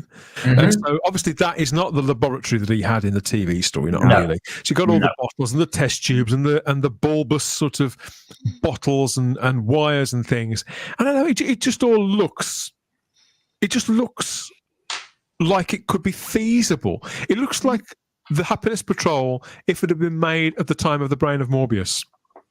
It's the Hinchcliffe version. Yes, you're right. You're right. Isn't that interesting? I can see the Morbius sort of connection there. It almost does look like a Morbius set, doesn't it? But with sweets. And so you can kind of see the original intention coming through that, because it just looked creepy, but it shouldn't do because it's got sweets in it. Just everything about that it's just dripping in atmosphere. That dear old Andy Lambert, of course, used to do 90% of the magazine covers for my old fanzine Second Dimension back in the day. So I love Andy Lambert to pieces. He's just a brilliant artist. And it's Crimply Doubloon says, I can feel my teeth rotting just, just looking at this. Daryl Joyce says, that looks like it could have been a great episode. Yeah, it does. Vanessa says, so original, terrific. Heretic says, that picture is amazing. We've got another good picture. Lovely, but they would kill you. Yes, John Yulden reminds us. Yeah, and that's fantastic. Adds Gary Akers, the retro doc. Yeah, that really caught my eye. I mean, I love what Andy does, but you know, it's just nice to see artwork connected with characters and monsters that generally get a bit of a hard time, perhaps justifiably so. But I do genuinely love those stories. I believe the Happiness Patrol is the best of the McCoy ones, with the exception of Remembrance of the Daleks. So it's nice to see it getting a kind of good celebration there, and a reimagining of a character which could definitely have worked a lot if better. They had the money. Yeah, crucially, if they had the money. Earlier on, Ian, you were delighted, I think, by this poster for the upcoming series. Was I? I see the little look on your little face. You were enchanted by the thought of this with that giant big plus sign on the roof of the TARDIS, and who wouldn't be? It's fantastic, and all those exclamation marks that Stephen Moffat was telling us about. But when I saw this, there was something familiar about it when I saw it, and I couldn't quite put my finger on it. Obviously, you could say that one picture of the Doctor stood next to the TARDIS is much the same as the other, and now I can't get the red light district ambience out of my head. But the truth of the matter is that last year there was a piece of fan art that I think we featured it on the show that's very similar to this. It comes back from the Time artist, and here it is now. It's shooting out with Millie Gibson. There's the TARDIS. There's the plonked light on the top. There's your logos. That's pretty. I mean, it's pretty. It's pretty similar. Well, I've got to say the artwork by the Time artist is so much better. They should have gone with that one. I love that warm glow. It's very welcoming, like the warmth, and it doesn't well. look. I like Shooty's costume. Yeah, I like Shooty's costume in that. It's what's his name? David Tennant's one, isn't it? That's right. Yeah, it's the 14th Doctor's outfit, sort of semi-unpeeled. So I think, well done to the Time artist for predicting that. Yeah, pretty well there. What we actually get. Better in it. Yeah, maybe they just took the inspiration from the Time artist. Who can say? John Yulden says a Band of Gold meets Doctor Who. Of Britain may not recognise that reference, but Band of Gold was a TV show about a bunch of prozzies back in the 90s, something like that. And Retro Doc Gary Akers says the byline should have been for a good time, call us. Yeah, so Band of Gold was a bit like Sex and the City, but it was set in Manchester in the 90s there. So that's people who might not have ever seen it. That's the general lay of the land with that show. I remember that show. Finally, we have this one from Mike Collins, the storyboard artist on Doctor Who and comic strip artist extraordinaire as well. I understand Mike's just getting over an operation, but he's shared this piece to social media, and I just thought it was lovely. It is the 15th Doctor and Ruby again, but I think he's captured them really beautifully here. And I think that even though we've given the news a hard time, we are smarting from this. We in Britain, as Doctor Who fans, and particularly the people who pay the license fee, have been shafted. I think, and despite what Toxic was saying, I think, looking forward, looking to the future, 8 new episodes coming up. Try this for a white pill. Very, very white, black and white, and a bit of red illustration of the 15th Doctor and Ruby. There's a slight sort of 1970s aspect to this, which the Frank Bellamy kind of style, the Radio Times illustrations that you used to get next to the listings then, Simon. Yeah, that's you're right. My piece here reminds me of, and that's why I was taken with it when I saw it yesterday. Yeah, you're right. It does a little bit look like the Frank Bellamy pictures that were out in the 70s in the Radio Times, and the sort of the howl around kind of effect in the red at the back is quite 70s as well. It's very sort of John Pertwee title sequence. Yes, it is. Yeah, no, I really like this. This is really speaking to me. I don't think Shooty suits that kind of 70s era, and if we get that kind of action Doctor again, I think we'll be all right. But, yeah, Yeah, it's a big if. We'll see. He did look great running across those rooftops in the Christmas special. That was a fantastic That moment. was by far the best moment of it, was the running across the rooftops, no doubt whatsoever. It was so Doctor Who. Yes, it was. Really comic book-like, says Cinema Toast Crunch. And that's because Mike is a very well-established comic book artist in America and in Britain. He's worked on X-Men and things for DC Comics too, as well as storyboarding for Doctor Who and his Dark Materials and a multitude of other shows that you'll have seen. Nice work, says Matthew Pounder. He's only a little chap. He's only a little chap, says Richard Brooks. Who, Mike or Shooty? Mike is quite a little bloke. Yeah, I've met him a couple of times. Yeah, he's a little bloke. Get well soon, Mike. That's Crimply de Bloom. Yes, get well soon, Mike. Couldn't agree more. Nice picture there to close off with. Obviously, the TARDIS awaits for the Doctor and Ruby.